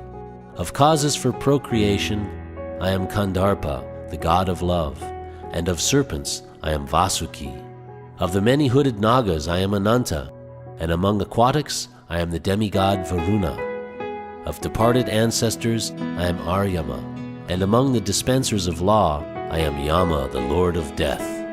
Among the Daitya demons I am the devoted Prahlad. Among subduers I am Time. Among beasts I am the lion, and among birds I am Garuda. Of purifiers I am the wind. Of the wielders of weapons I am Rama. Of fishes I am the shark, and of flowing rivers I am the Ganges. Of all creations I am the beginning and the end, and also the middle, O Arjun. Of all sciences I am the spiritual science of the self, and among logicians I am the conclusive truth. Of letters I am the letter A, and among compound words I am the dual compound. I am also inexhaustible time, and of creators I am Brahma. I am all-devouring death, and I am the generating principle of all that is yet to be. Among women I am fame, fortune, fine speech, memory, intelligence, steadfastness, and patience. Of hymns in the Samaveda I am the Brihat Sama, and of poetry I am the Gayatri. Of months I am Margashirsha, November, December, and of seasons I am flower-bearing spring. I am also the gambling of cheats, and of the splendid I am the splendor.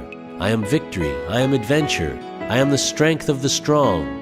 Of the descendants of Vrishni I am Vasudev, and of the Pandavas I am Arjun. Of the sages I am Vyas, and among great thinkers I am Ushana. Among all means of suppressing lawlessness I am punishment, and of those who seek victory I am morality. Of secret things I am silence, and of the wise I am wisdom. Furthermore, O Arjun, I am the generating seed of all existences. There is no being moving or non-moving that can exist without me. O mighty conqueror of enemies, there is no end to my divine manifestations. What I have spoken to you is but a mere indication of my infinite opulences. Know that all opulent, beautiful, and glorious creations spring from but a spark of my splendor.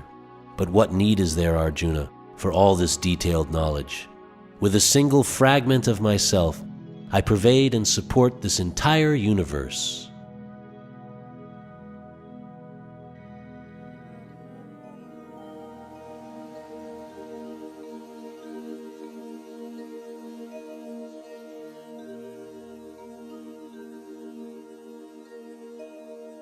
Chapter 11. The Universal Form. Arjuna said, "By my hearing the instructions you have kindly given me about these most confidential spiritual subjects, my illusion has now been dispelled. O lotus-eyed one, I have heard from you in detail about the appearance and disappearance of every living entity and have realized your inexhaustible glories. O greatest of all personalities, O supreme form, though I see you here before me in your actual position as you have described yourself, I wish to see how you have entered into this cosmic manifestation. I want to see that form of yours. If you think that I am able to behold your cosmic form, O my Lord, O Master of all mystic power, then kindly show me that unlimited universal self." The Supreme Personality of Godhead said, "My dear Arjuna, O son of Pritha, see now my opulences, hundreds of thousands of varied divine and multicolored forms. O best of the Bharatas, see here the different manifestations of Adityas, Vasus, Rudras, Ashvini Kumars, and all the other demigods. Behold the many wonderful things which no one has ever seen or heard of before. O Arjuna, whatever you wish to see, behold at once in this body of mine. This universal form can show you whatever you now desire to see and whatever you may want to see in the future. Everything moving and non-moving is here completely in one place. But you cannot see me with your present eyes. Therefore I give you divine eyes. Behold my mystic opulence." Sanjaya said, "O king, having spoken thus, the Supreme Lord of all mystic power, the Personality of Godhead, displayed his universal form to Arjuna. Arjuna saw in that universal form unlimited mouths, unlimited eyes, unlimited wonderful visions. The form was decorated with many celestial ornaments and bore many divine upraised weapons. He wore celestial garlands and garments, and many divine scents were smeared all over his body. All was wondrous, brilliant, unlimited, all expanding. If hundreds of thousands of suns were to rise at once into the sky, their radiance might resemble the effulgence of the Supreme Person in that universal form. At that time, Arjuna could see in the universal form of the Lord the unlimited expansions of the universe situated in one place, although divided into many, many thousands. Then, bewildered and astonished, his hair standing on end, Arjuna bowed his head to offer obeisances, and with folded hands began to pray to the Supreme Lord. Arjuna said, "My dear Lord Krishna, I see assembled in your body all the demigods and various other living entities. I see Brahma sitting on the lotus flower, as well as Lord Shiva and all the sages and divine serpents. O Lord of the universe, O universal form, I see in your body many, many arms, bellies, mouths, and eyes, expanded everywhere without limit. I see in you no end, no middle, and no beginning. Your form is difficult to see because of its glaring effulgence, spreading on all sides like blazing fire or the immeasurable radiance of the sun. Yet I see this glowing form everywhere, adorned with various crowns, clubs, and discs. You are the supreme primal objective. You are the ultimate resting place of all this universe. You are inexhaustible, and you are the oldest. You are the maintainer of the eternal religion, the Personality of Godhead. This is my opinion. You are without origin, middle, or end. Your glory is unlimited. You have numberless arms, and the sun and moon are your eyes. I see you with blazing fire coming forth from your mouth. burning this entire universe by your own radiance. Although you are one, you spread throughout the sky and the planets and all space between.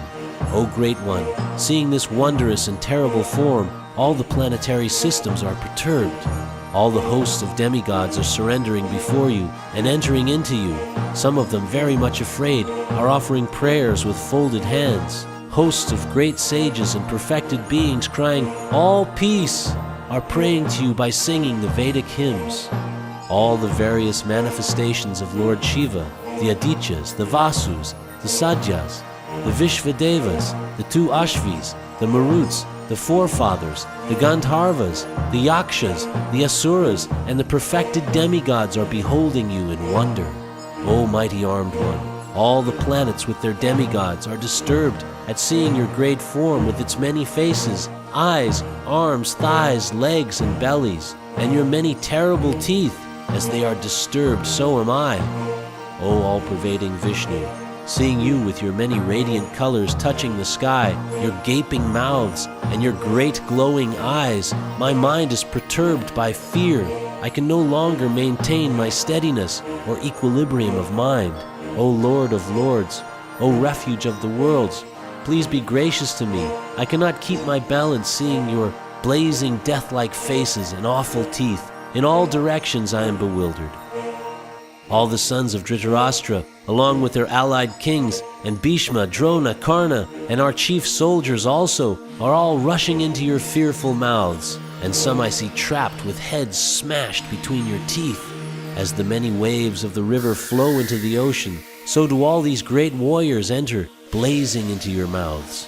I see all people rushing full speed into your mouths, as moths dash to destruction in a blazing fire. O Vishnu, I see you devouring all people from all sides with your flaming mouths, covering all the universe with your effulgence. You are manifest with terrible scorching rays. O Lord of Lords, so fierce of form, please tell me who you are. I offer my obeisances unto you. Please be gracious to me. You are the primal Lord. I want to know about you, for I do not know what your mission is. The Supreme Personality of Godhead said, Time I am, the great destroyer of the worlds, and I have come here to destroy all people, with the exception of you, the Pandavas. All the soldiers here on both sides will be slain. Therefore get up, prepare to fight and win glory, conquer your enemies, and enjoy a flourishing kingdom. They are already put to death by my arrangement, and you, O Savyasachi, can be but an instrument in the fight. Drona, Bhishma, Jayadratha, Karna, and the other great warriors have already been destroyed by me. Therefore kill them and do not be disturbed. Simply fight, and you will vanquish your enemies in battle. Sanjaya said to Dhritarashtra, O king, after hearing these words from the Supreme Personality of Godhead, the trembling Arjuna offered obeisances with folded hands again and again. He fearfully spoke to Lord Krishna in a faltering voice as follows. Arjuna said, O master of the senses, the world becomes joyful upon hearing your name, and thus everyone becomes attached to you. Although the perfected beings offer you their respectful homage, the demons are afraid, and they flee here and there. All this is rightly done. O Great One, greater even than Brahma, you are the original creator. Why then should they not offer their respectful obeisances unto you? O Limitless One, God of gods, refuge of the universe, you are the invincible source, the cause of all causes, transcendental to this material manifestation. You are the original personality of Godhead, the oldest, the ultimate sanctuary of this manifested cosmic world. You are the knower of everything, and you are all that is knowable. You are the supreme refuge, above the material modes. O limitless form, this whole cosmic manifestation is pervaded by you. You are the air, and you are the supreme controller. You are fire, you are water, and you are the moon. You are Brahma, the first living creature, and you are the great grandfather. I therefore offer my respectful obeisances unto you 1,000 times, and again, and yet again. Obeisances to you from the front, from behind, and from all sides. O unbounded power, you are the master of limitless might. You are all-pervading, and thus you are everything. Thinking of you as my friend, I have rashly addressed you, O Krishna, O Yadava, O my friend, not knowing your glories. Please forgive whatever I may have done in madness or in love. I have dishonored you many times, jesting as we relaxed, lay on the same bed, or sat or ate together, sometimes alone and sometimes in front of many friends. O infallible one, please excuse me for all those offenses. You are the Father of this complete cosmic manifestation, of the moving and the non-moving. You are its worshipable chief, the supreme spiritual master. No one is equal to you, nor can anyone be one with you. How then could there be anyone greater than you within the three worlds, O Lord of immeasurable power? You are the Supreme Lord, to be worshipped by every living being. Thus I fall down to offer you my respectful obeisances and ask your mercy. As a father tolerates the impudence of his son, or a friend tolerates the impertinence of a friend, or a wife tolerates the familiarity of her partner, please tolerate the wrongs I may have done you. After seeing this universal form, which I have never seen before, I am gladdened, but at the same time my mind is disturbed with fear. Therefore, please bestow your grace upon me and reveal again your form as the personality of Godhead, O Lord of Lords, O abode of the universe. O universal form, O thousand-armed Lord, I wish to see you in your four-armed form, with helmeted head, and with club, wheel, conch, and lotus flower in your hands. I long to see you in that form. The Supreme Personality of Godhead said, My dear Arjuna, happily have I shown you by my internal potency this supreme universal form within the material world. No one before you has ever seen this primal form, unlimited and full of glaring effulgence. O best of the Kuru warriors, no one before you has ever seen this universal form of mine, for neither by studying the Vedas, nor by performing sacrifices, nor by charity, nor by pious activities, nor by severe penances, can I be seen in this form in the material world. You have been perturbed and bewildered by seeing this horrible feature of mine. Now let it be finished. My devotee, be free again from all disturbances. With a peaceful mind, you can now see the form you desire. Sanjaya said to Dhritarashtra, the Supreme Personality of Godhead, Krishna, having spoken thus to Arjuna, displayed his real four-armed form, and at last showed his two-armed form, thus encouraging the fearful Arjuna. When Arjuna saw Krishna in his original form, he said, O Janardana, seeing this human-like form so very beautiful, I am now composed in mind, and I am restored to my original nature. The Supreme Personality of Godhead said, My dear Arjuna, this form of mine you are now seeing is very difficult to behold. Even the demigods are ever seeking the opportunity to see this form which is so dear. The form you are seeing with your transcendental eyes cannot be understood simply by studying the Vedas, nor by undergoing serious penances, nor by charity, nor by worship. It is not by these means that one can see me as I am. My dear Arjuna, only by undivided devotional service can I be understood as I am, standing before you, and can thus be seen directly. Only in this way can you enter into the mysteries of my understanding. My dear Arjuna, he who engages in my pure devotional service, free from the contaminations of fruitive activities and mental speculation, he who works for me, who makes me the supreme goal of his life, and who is friendly to every living being, he certainly comes to me.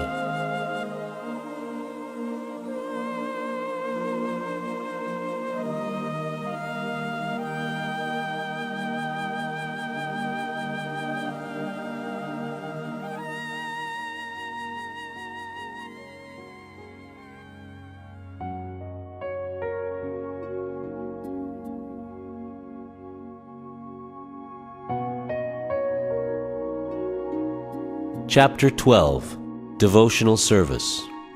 Arjuna inquired, which are considered to be more perfect, those who are always properly engaged in your devotional service, or those who worship the impersonal Brahman, the unmanifested? The Supreme Personality of Godhead said, those who fix their minds on my personal form and are always engaged in worshiping me with great and transcendental faith are considered by me to be most perfect. But those who fully worship the unmanifested, that which lies beyond the perception of the senses, the all-pervading, inconceivable, unchanging, fixed, and immovable, the impersonal conception of the absolute truth, by controlling the various senses and being equally disposed to everyone, such persons engaged in the welfare of all at last achieve me. For those whose minds are attached to the unmanifested, impersonal feature of the Supreme, advancement is very troublesome. To make progress in that discipline is always difficult for those who are embodied. But those who worship me, giving up all their activities unto me, and being devoted to me without deviation, engaged in devotional service, and always meditating upon me, having fixed their minds upon me, O son of Pritha, for them I am the swift deliverer from the ocean of birth and death. Just fix your mind upon me, the Supreme Personality of Godhead, and engage all your intelligence in me. Thus you will live in me, always, without a doubt. My dear Arjuna, O winner of wealth, if you cannot fix your mind upon me without deviation, then follow the regulative principles of Bhakti Yoga. In this way, develop a desire to attain me. If you cannot practice the regulations of Bhakti Yoga, then just try to work for me, because by working for me, you will come to the perfect stage. If, however, you are unable to work in this consciousness of me, then try to act giving up all results of your work and try to be self-situated. If you cannot take to this practice, then engage yourself in the cultivation of knowledge. Better than knowledge, however, is meditation, and better than meditation is renunciation of the fruits of action, for by such renunciation one can attain peace of mind. One who is not envious, but is a kind friend to all living entities, who does not think himself a proprietor and is free from false ego, who is equal in both happiness and distress, who is tolerant, always satisfied, self-controlled, and engaged in devotional service with determination, his mind and intelligence fixed on me, such a devotee of mine is very dear to me. He for whom no one is put into difficulty, and who is not disturbed by anyone, who is equiposed in happiness and distress, fear and anxiety, is very dear to me. My devotee who is not dependent on the ordinary course of activities, who is pure, expert, without cares, free from all pain, and not striving for some result, is very dear to me. One who neither rejoices nor grieves, who neither laments nor desires, and who renounces both auspicious and inauspicious things, such a devotee is very dear to me. One who is equal to friends and enemies, who is equipoised in honor and dishonor, heat and cold, happiness and distress, fame and infamy, who is always free from contaminating association, always silent and satisfied with anything, who doesn't care for any residence, who is fixed in knowledge, and who is engaged in devotional service, such a person is very dear to me. Those who follow this imperishable path of devotional service and who completely engage themselves with faith, making me the supreme goal, are very, very dear to me.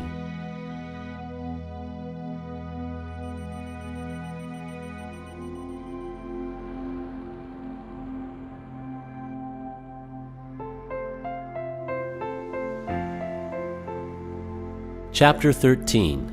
Nature, the Enjoyer, and Consciousness. Arjuna said, O my dear Krishna, I wish to know about Prakriti, nature, Purusha, the Enjoyer, and the field and the knower of the field, and of knowledge and the object of knowledge. The Supreme Personality of Godhead said, This body, O son of Kunti, is called the field, and one who knows this body is called the knower of the field. O scion of Bharata, you should understand that I am also the knower in all bodies, and to understand this body and its knower is called knowledge. That is my opinion. Now please hear my brief description of this field of activity and how it is constituted, what its changes are, whence it is produced, who that knower of the field of activities is, and what his influences are. That knowledge of the field of activities, and of the knower of activities is described by various sages in various Vedic writings. It is especially presented in Vedanta Sutra with all reasoning as to cause and effect.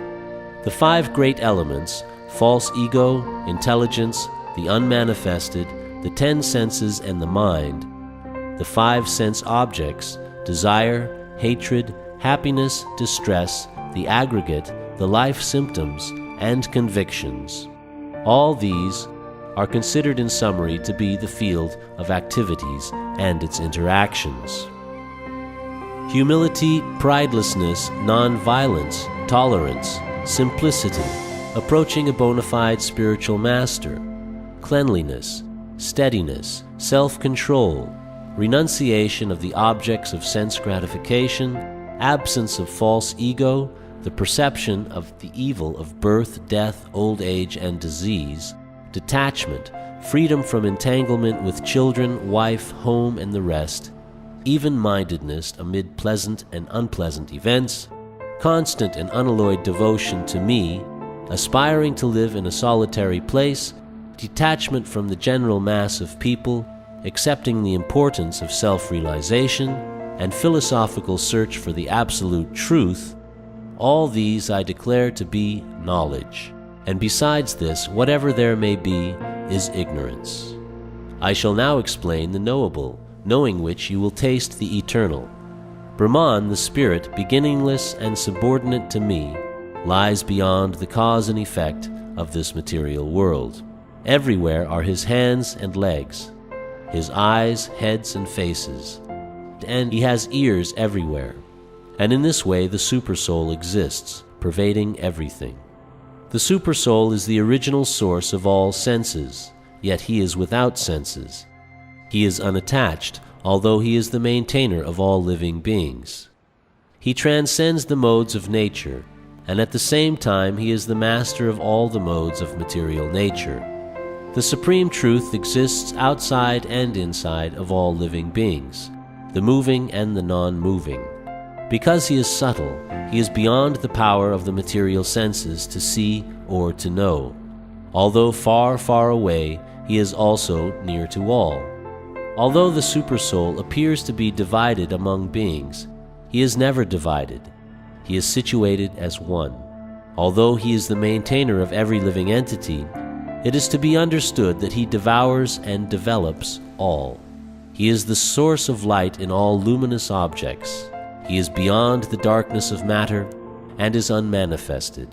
He is knowledge. He is the object of knowledge, and he is the goal of knowledge. He is situated in everyone's heart.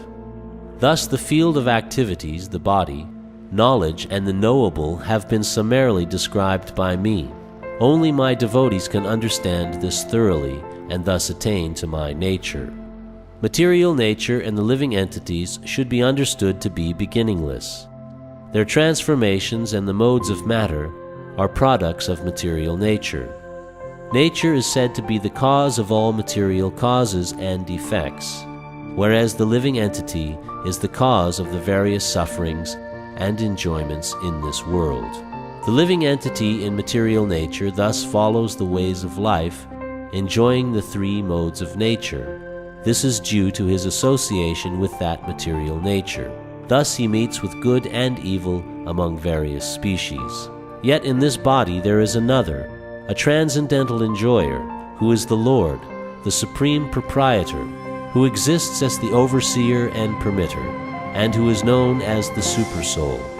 One who understands this philosophy concerning material nature, the living entity, and the interaction of the modes of nature is sure to attain liberation. He will not take birth here again, regardless of his present position. Some perceive the Supersoul within themselves through meditation, others through the cultivation of knowledge, and still others through working without fruitive desires. Again, there are those who, although not conversant in spiritual knowledge, begin to worship the Supreme Person upon hearing about him from others. Because of their tendency to hear from authorities, they also transcend the path of birth and death. O Chief of the Bhartas, know that whatever you see in existence, both the moving and the non-moving is only a combination of the field of activities and the knower of the field. One who sees the supersoul accompanying the individual soul in all bodies, and who understands that neither the soul nor the supersoul within the destructible body is ever destroyed, actually sees. One who sees the supersoul equally present everywhere, in every living being, does not degrade himself by his mind. Thus he approaches the transcendental destination. One who can see that all activities are performed by the body, which is created of material nature, and sees that the self does nothing, actually sees. When a sensible man ceases to see different identities due to different material bodies, and he sees how beings are expanded everywhere, he attains to the Brahman conception. Those with the vision of eternity can see that the imperishable soul is transcendental, eternal, and beyond the modes of nature. Despite contact with the material body, O Arjuna, the soul neither does anything nor is entangled. The sky, due to its subtle nature, does not mix with anything, although it is all-pervading. Similarly, the soul situated in Brahman vision does not mix with the body, though situated in that body. O son of Bharata, as the sun alone illuminates all this universe, so does the living entity, one within the body, illuminate the entire body by consciousness. Those who see with eyes of knowledge the difference between the body and the knower of the body, and can also understand the process of liberation from bondage in material nature, attain to the supreme goal.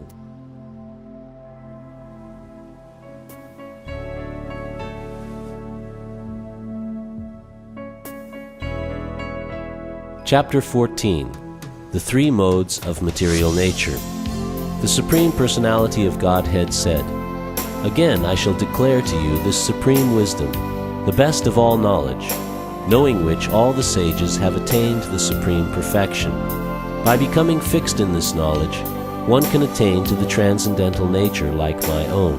Thus established, one is not born at the time of creation or disturbed at the time of dissolution. The total material substance called Brahman is the source of birth, and it is that Brahman that I impregnate, making possible the births of all living beings, O son of Bharata. It should be understood that all species of life, O son of Kunti, are made possible by birth in this material nature, and that I am the seed-giving father. Material nature consists of three modes: goodness, passion, and ignorance. When the eternal living entity comes in contact with nature, O mighty armed Arjuna, he becomes conditioned by these modes. O sinless one, the mode of goodness, being purer than the others, is illuminating, and it frees one from all sinful reactions. Those situated in that mode become conditioned by a sense of happiness and knowledge.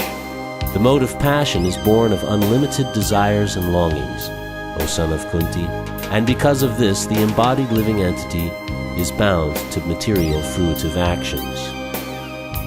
O son of Bharata, know that the mode of darkness, born of ignorance, is the delusion of all embodied living entities.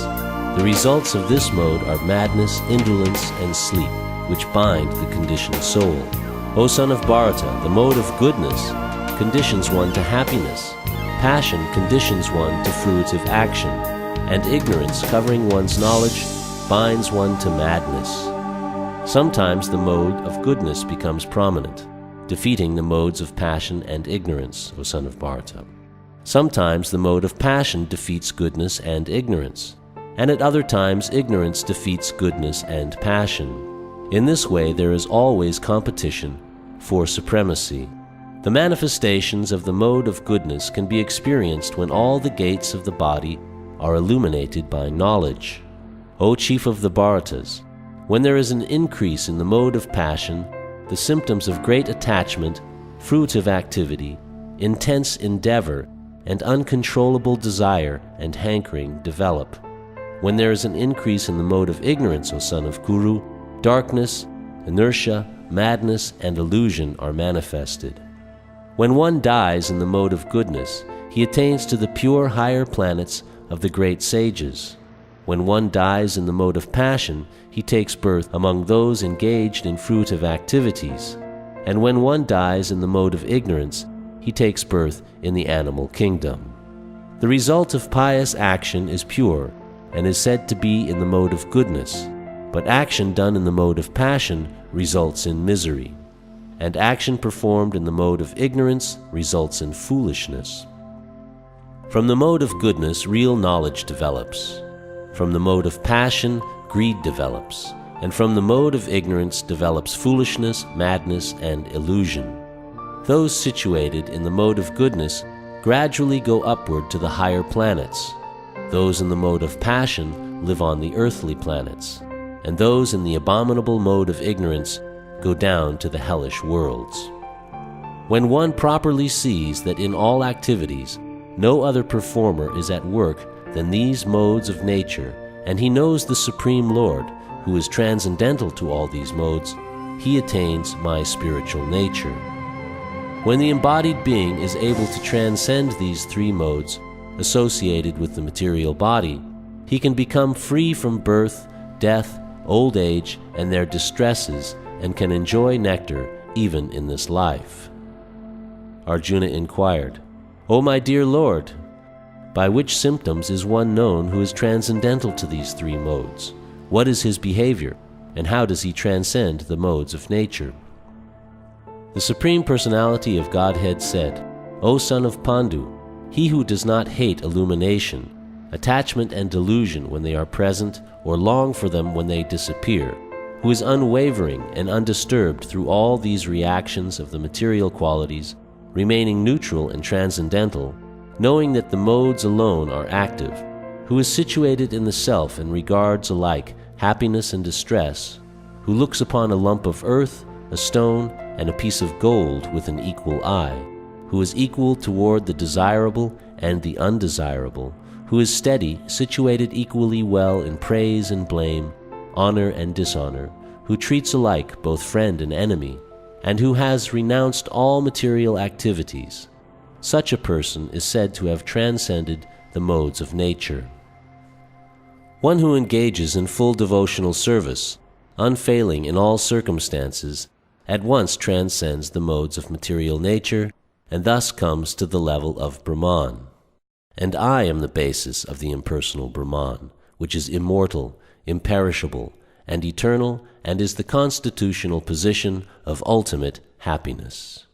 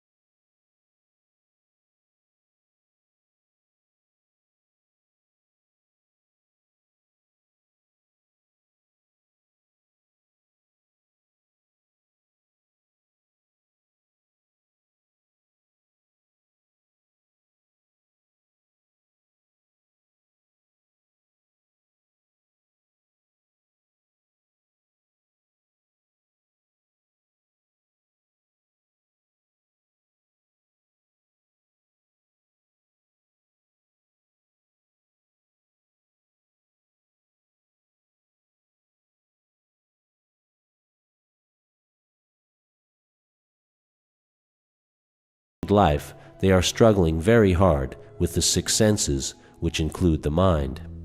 The living entity in the material world carries his different conceptions of life from one body to another, as the air carries aromas. Thus he takes one kind of body and again quits it to take another. The living entity, thus taking another gross body, obtains a certain type of ear, eye, tongue, nose, and sense of touch, which are grouped about the mind. He thus enjoys a particular set of sense objects.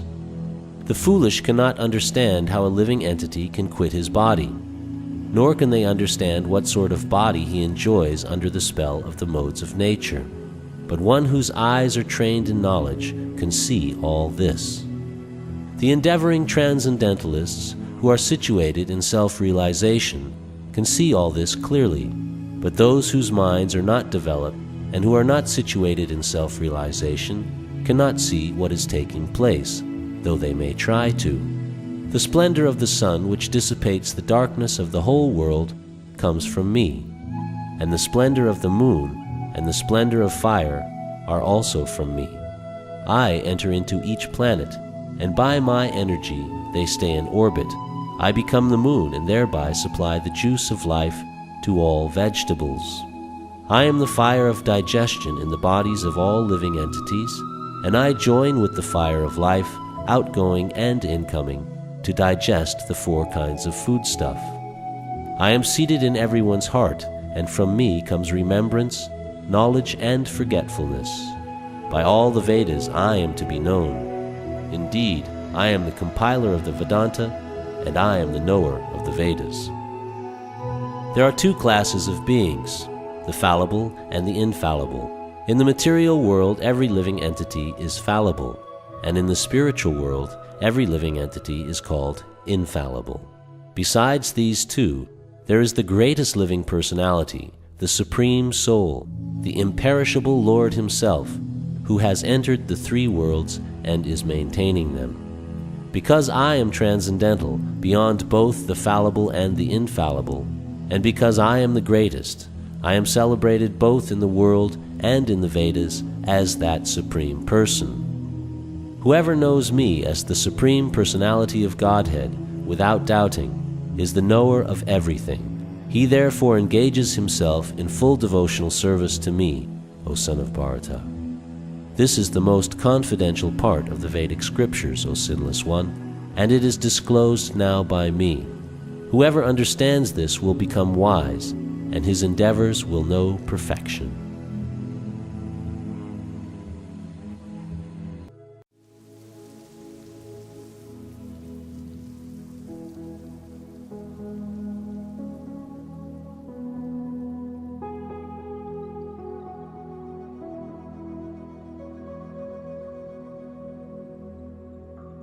Chapter 16, The Divine and Demoniac Natures. The Supreme Personality of Godhead said, fearlessness, purification of one's existence, cultivation of spiritual knowledge, charity, self-control, performance of sacrifice, study of the Vedas, austerity, simplicity, non-violence, truthfulness, freedom from anger, renunciation, tranquility, aversion to fault-finding, compassion for all living entities, freedom from covetousness, gentleness, modesty, steady determination, vigor, forgiveness, fortitude, cleanliness, and freedom from envy and the passion for honor. These transcendental qualities, O son of Bharata, belong to godly men endowed with divine nature. Pride, arrogance, conceit, anger, harshness, and ignorance, these qualities belong to those of demoniac nature, O son of Pritha. The transcendental qualities are conducive to liberation, whereas the demoniac qualities make for bondage. Do not worry, O son of Pandu, for you are born with the divine qualities. O son of Pritha, in this world there are two kinds of created beings. One is called the divine and the other demoniac. I have already explained to you at length the divine qualities. Now hear from me of the demoniac. Those who are demoniac do not know what is to be done and what is not to be done. Neither cleanliness nor proper behavior nor truth is found in them. They say that this world is unreal, with no foundation, no God in control. They say it is produced of sex desire and has no cause other than lust. Following such conclusions, the demoniac who are lost to themselves and who have no intelligence engage in the unbeneficial, horrible works meant to destroy the world.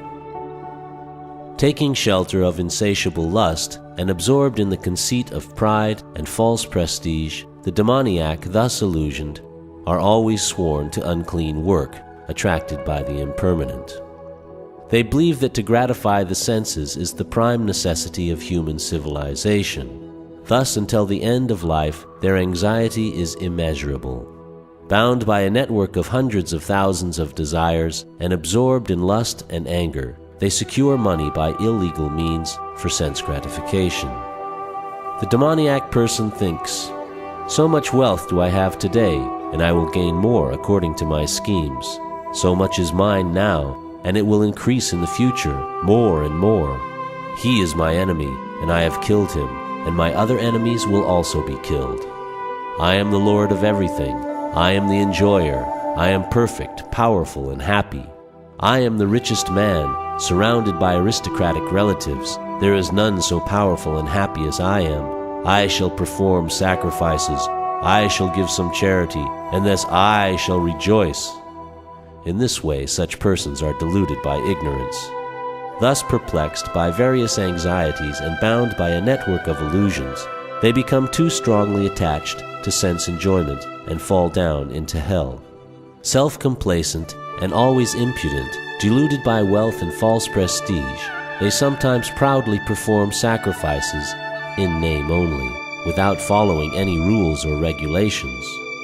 Bewildered by false ego, strength, pride, lust, and anger, the demons become envious of the Supreme Personality of Godhead, who is situated in their own bodies and in the bodies of others, and blaspheme against the real religion.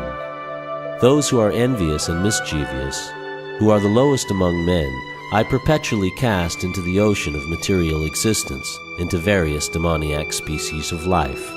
Attaining repeated birth amongst the species of demoniac life, O son of Kunti, such persons can never approach me. Gradually they sink down to the most abominable type of existence. There are 3 gates leading to this hell: lust, anger, and greed. Every sane man should give these up, for they lead to the degradation of the soul. The man who has escaped these 3 gates of hell, O son of Kunti, performs acts conducive to self-realization, and thus gradually attains the supreme destination. He who discards scriptural injunctions and acts according to his own whims attains neither perfection, nor happiness, nor the supreme destination. One should therefore understand what is duty and what is not duty by the regulations of the scriptures. Knowing such rules and regulations, one should act so that he may gradually be elevated.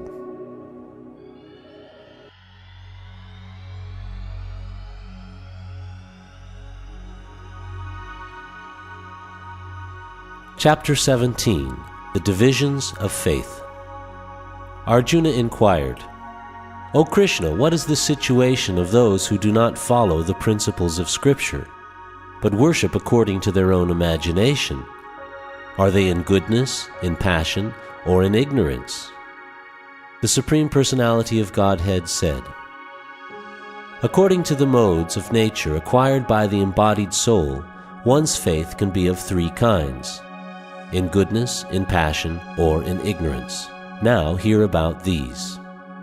O son of Bharata, according to one's existence, under the various modes of nature, one evolves a particular kind of faith. The living being is said to be of a particular faith according to the modes he has acquired. Men in the mode of goodness worship the demigods. Those in the mode of passion worship the demons. And those in the mode of ignorance worship ghosts and spirits. Those who undergo severe austerities and penances not recommended in the scriptures, performing them out of pride and egoism, who are impelled by lust and attachment, who are foolish and who torture the material elements of the body, as well as the supersoul dwelling within, are to be known as demons. Even the food each person prefers is of three kinds, according to the three modes of material nature. The same is true of sacrifices, austerities, and charity. Now hear of the distinctions between them. Foods dear to those in the mode of goodness increase the duration of life, purify one's existence, and give strength, health, happiness, and satisfaction. Such foods are juicy, fatty, wholesome, and pleasing to the heart. Foods that are too bitter, too sour, salty, hot, pungent, dry, and burning are dear to those in the mode of passion. Such foods cause distress, misery, and disease. Food prepared more than 3 hours before being eaten, food that is tasteless, decomposed and putrid, and food consisting of remnants and untouchable things is dear to those in the mode of darkness. Of sacrifices, the sacrifice performed according to the directions of Scripture, as a matter of duty, by those who desire no reward, is of the nature of goodness.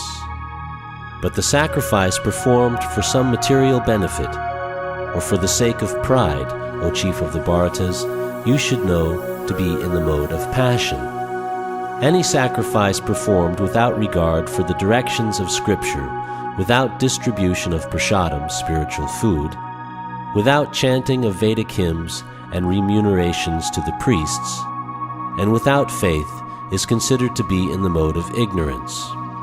Austerity of the body consists in worship of the Supreme Lord, the Brahmanas, the spiritual master, and superiors like the father and mother, and in cleanliness, simplicity, celibacy, and non-violence.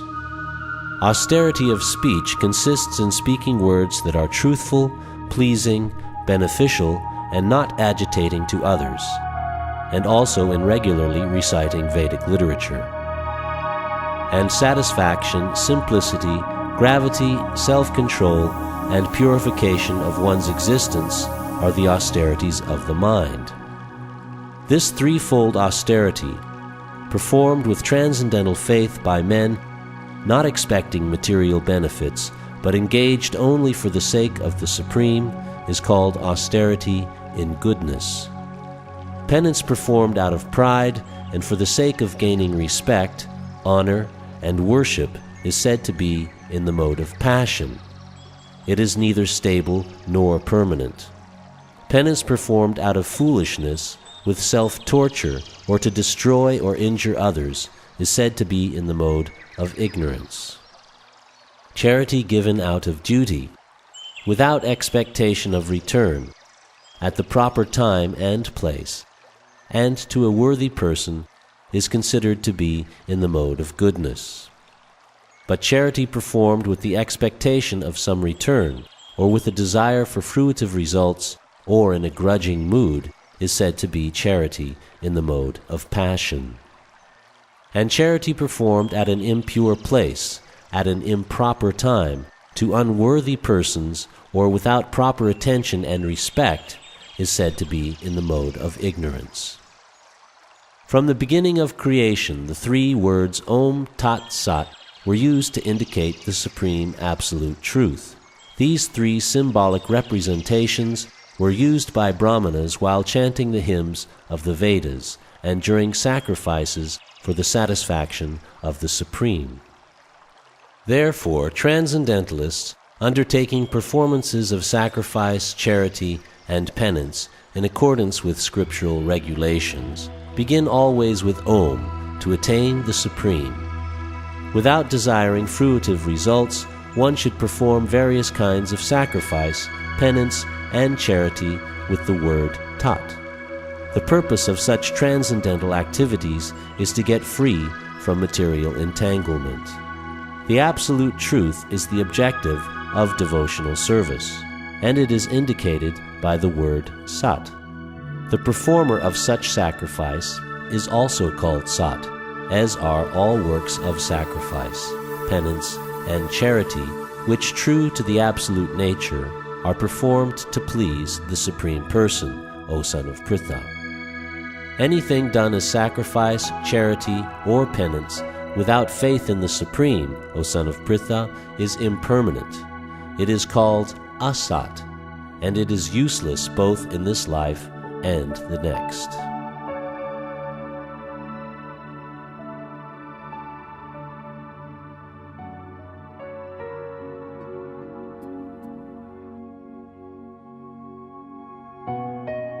Chapter 18, Conclusion, The Perfection of Renunciation. Arjuna said, O mighty armed one, I wish to understand the purpose of renunciation, tyag, and of the renounced order of life, sannyas, O killer of the Keshi demon, master of the senses. The Supreme Personality of Godhead said, The giving up of activities that are based on material desire is what great learned men call the renounced order of life, sannyas. And giving up the results of all activities is what the wise call renunciation, tyag. Some learned men declare that all kinds of fruitive activities should be given up as faulty. Yet other sages maintain that acts of sacrifice, charity, and penance should never be abandoned. O best of the Bharatas, now hear my judgment about renunciation. O tiger among men, renunciation is declared in the scriptures to be of three kinds. Acts of sacrifice, charity, and penance are not to be given up. They must be performed. Indeed, sacrifice, charity, and penance purify even the great souls.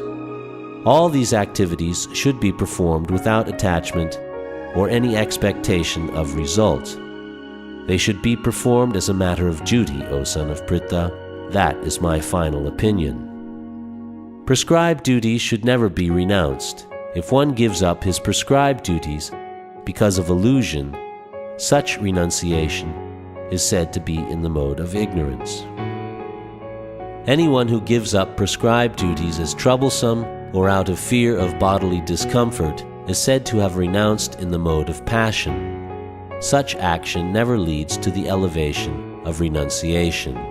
O Arjuna, when one performs his prescribed duty only because it ought to be done, and renounces all material association and all attachment to the fruit, his renunciation is said to be in the mode of goodness. The intelligent renouncer, situated in the mode of goodness, neither hateful of inauspicious work nor attached to auspicious work, has no doubts about work. It is indeed impossible for an embodied being to give up all activities, but he who renounces the fruits of action is called one who has truly renounced. For one who is not renounced, the threefold fruits of action, desirable, undesirable, and mixed, accrue after death. But those who are in the renounced order of life have no such result to suffer or enjoy. O mighty armed Arjuna, according to the Vedanta, there are 5 causes for the accomplishment of all action. Now learn of these from me. The place of action, the body, the performer, the various senses, the many different kinds of endeavor, and ultimately the supersoul. These are the 5 factors of action. Whatever right or wrong action a man performs by body, mind, or speech is caused by these 5 factors. Therefore, one who thinks himself the only doer, not considering the 5 factors, is certainly not very intelligent and cannot see things as they are. One who is not motivated by false ego, whose intelligence is not entangled, though he kills men in this world, does not kill, nor is he bound by his actions. Knowledge, the object of knowledge, and the knower are the 3 factors that motivate action. The senses, the work, and the doer are the 3 constituents of action. According to the 3 different modes of material nature, there are 3 kinds of knowledge, action, and performer of action. Now hear of them from me. That knowledge by which one undivided spiritual nature is seen in all living entities, though they are divided into innumerable forms, you should understand to be in the mode of goodness. That knowledge by which one sees that in every different body there is a different type of living entity, you should understand to be in the mode of passion. And that knowledge by which one is attached to one kind of work as the all in all, without knowledge of the truth, and which is very meager, is said to be in the mode of darkness. That action which is regulated and which is performed without attachment, without love or hatred, and without desire for fruit of results, is said to be in the mode of goodness. But action performed with great effort by one seeking to gratify his desires, and enacted from a sense of false ego, is called action in the mode of passion. That action performed in illusion, in disregard of scriptural injunctions, and without concern for future bondage, or for violence or distress caused to others, is said to be in the mode of ignorance. One who performs his duty without association with the modes of material nature, without false ego, with great determination and enthusiasm, and without wavering in success or failure, is said to be a worker in the mode of goodness.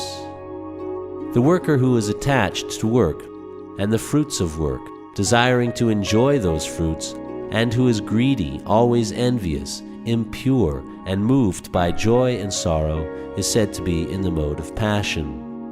The worker who is always engaged in work against the injunctions of the Scripture, who is materialistic, obstinate, cheating, and expert in insulting others, and who is lazy, always morose and procrastinating, is said to be a worker in the mode of ignorance. O winner of wealth, now please listen as I tell you in detail of the different kinds of understanding and determination according to the three modes of material nature. O son of Pritha, that understanding by which one knows what ought to be done and what ought not to be done, what is to be feared and what is not to be feared, what is binding and what is liberating, is in the mode of goodness. O son of Pritha, that understanding which cannot distinguish between religion and irreligion, between action that should be done and action that should not be done, is in the mode of passion. That understanding which considers irreligion to be religion and religion to be irreligion under the spell of illusion and darkness, and strives always in the wrong direction, O Partha, is in the mode of ignorance. O son of Pritha, that determination which is unbreakable, which is sustained with steadfastness by yoga practice, and which thus controls the activities of the mind, life and senses, is determination in the mode of goodness. But that determination by which one holds fast to fruit of results in religion, economic development, and sense gratification is of the nature of passion, O Arjuna. And that determination which cannot go beyond dreaming, fearfulness, lamentation, moroseness, and illusion, such unintelligent determination, O son of Pritha, is in the mode of darkness. O best of the Bharatas, now please hear from me about the three kinds of happiness by which the conditioned soul enjoys, and by which he sometimes comes to the end of all distress. That which in the beginning may be just like poison, but at the end is just like nectar, and which awakens one to self-realization, is said to be happiness in the mode of goodness. That happiness which is derived from contact of the senses with their objects, and which appear like nectar at first, but poison at the end, is said to be of the nature of passion. And that happiness which is blind to self-realization, which is delusion from beginning to end, and which arises from sleep, laziness, and illusion, is said to be of the nature of ignorance. There is no being existing, either here or among the demigods in the higher planetary systems, which is freed from these modes born of material nature. Brahmanas, Kshatriyas, Vaishyas, and Shudras are distinguished by the qualities born of their own natures in accordance with the material modes, O chastiser of the enemy. Peacefulness, self-control, austerity, purity, tolerance, honesty, knowledge, wisdom, and religiousness, these are the natural qualities by which the Brahmanas work. Heroism, power, determination, resourcefulness, courage in battle, generosity, and leadership are the natural qualities of work for the Kshatriyas. Farming, cow protection, and business are the natural work for the Vaishyas, and for the Shudras, there is labor and service to others. By following his qualities of work, every man can become perfect. Now please hear from me how this can be done. By worship of the Lord, who is the source of all beings, and who is all-pervading, a man can attain perfection through performing his own work. It is better to engage in one's own occupation, even though one may perform it imperfectly, than to accept another's occupation and perform it perfectly. Duties prescribed according to one's nature are never affected by sinful reactions. Every endeavor is covered by some fault, just as a fire is covered by smoke. Therefore, one should not give up the work born of his nature, O son of Kunti, even if such work is full of fault. One who is self-controlled and unattached, and who disregards all material enjoyments, can obtain, by practice of renunciation, the highest perfect stage of freedom from reaction. O son of Kunti, learn from me how one who has achieved this perfection can attain to the supreme perfectional stage, Brahman, the stage of highest knowledge, by acting in the way I shall now summarize. Being purified by his intelligence and controlling the mind with determination, giving up the objects of sense gratification, being freed from attachment and hatred, one who lives in a secluded place, who eats little, who controls his body, mind, and power of speech, who is always in trance, and who is detached, free from false ego, false strength, false pride, lust, anger, and acceptance of material things, free from false proprietorship, and peaceful, such a person is certainly elevated to the position of self-realization. One who is thus transcendentally situated at once realizes the supreme Brahman and becomes fully joyful. He never laments or desires to have anything. He is equally disposed toward every living entity. In that state he attains pure devotional service unto me. One can understand me as I am, as the Supreme Personality of Godhead, only by devotional service. And when one is in full consciousness of me by such devotion, he can enter into the kingdom of God. Though engaged in all kinds of activities, my pure devotee, under my protection, reaches the eternal imperishable abode by my grace. In all activities, just depend upon me, and work always under my protection. In such devotional service, be fully conscious of me. If you become conscious of me, you will pass over all the obstacles of conditioned life by my grace. If, however, you do not work in such consciousness, but act through false ego, not hearing me, you will be lost. If you do not act according to my direction, and do not fight, then you will be falsely directed. By your nature, you will have to be engaged in warfare. Under illusion, you are now declining to act according to my direction, but compelled by the work born of your own nature, you will act all the same, O son of Kunti. The Supreme Lord is situated in everyone's heart, O Arjuna, and is directing the wandering of all living entities who are seated as on a machine made of the material energy. O sign of Bharata, surrender unto him utterly. By his grace you will attain transcendental peace and the supreme eternal abode. Thus I have explained to you knowledge still more confidential. Deliberate on this fully, and then do what you wish to do. Because you are my very dear friend, I am speaking to you my supreme instruction, the most confidential knowledge of all. Hear this from me, for it is for your benefit. Always think of me, become my devotee, worship me, and offer your homage unto me. Thus you will come to me without fail. I promise you this because you are my very dear friend. Abandon all varieties of religion, and just surrender unto me. I shall deliver you from all sinful reactions. Do not fear. This confidential knowledge may never be explained to those who are not austere, or devoted, or engaged in devotional service, nor to one who is envious of me. For one who explains this supreme secret to the devotees, pure devotional service is guaranteed, and at the end he will come back to me. There is no servant in this world more dear to me than he, nor will there ever be one more dear. And I declare that he who studies this sacred conversation of ours worships me by his intelligence. And one who listens with faith and without envy becomes free from sinful reactions and attains to the auspicious planets where the pious dwell. O son of Pritha, O conqueror of wealth, have you heard this with an attentive mind, and are your ignorance and illusions now dispelled? Arjuna said, My dear Krishna, O infallible one, my illusion is now gone. I have regained my memory by your mercy. I am now firm and free from doubt, and am prepared to act according to your instructions.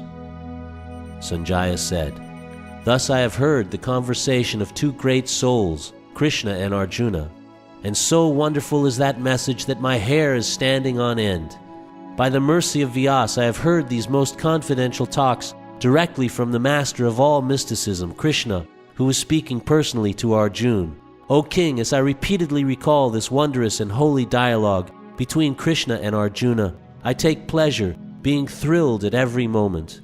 O king, as I remember the wonderful form of Lord Krishna, I am struck with wonder more and more, and I rejoice again and again. Wherever there is Krishna, the master of all mystics, and wherever there is Arjuna, the supreme archer, there will also certainly be opulence, victory, extraordinary power, and morality. That is my opinion.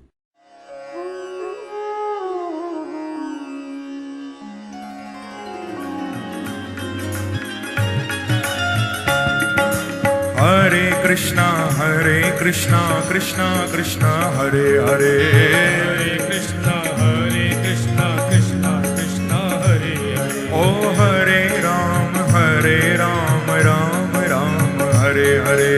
Hare Ram, Ram Ram, Hare Hare. Oh Hare Krishna, Krishna Krishna, Hare Hare.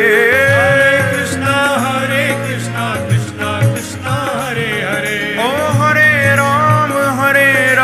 Ram Ram, Hare Hare. Hare Ram, Ram Ram, Hare Hare. Oh Hare Krishna, Krishna Krishna, Hare Hare. Hare Krishna, Krishna Krishna, Hare Hare. Oh Hare Ram, Ram Ram, Hare Hare. Hare Ram, Hari Bol.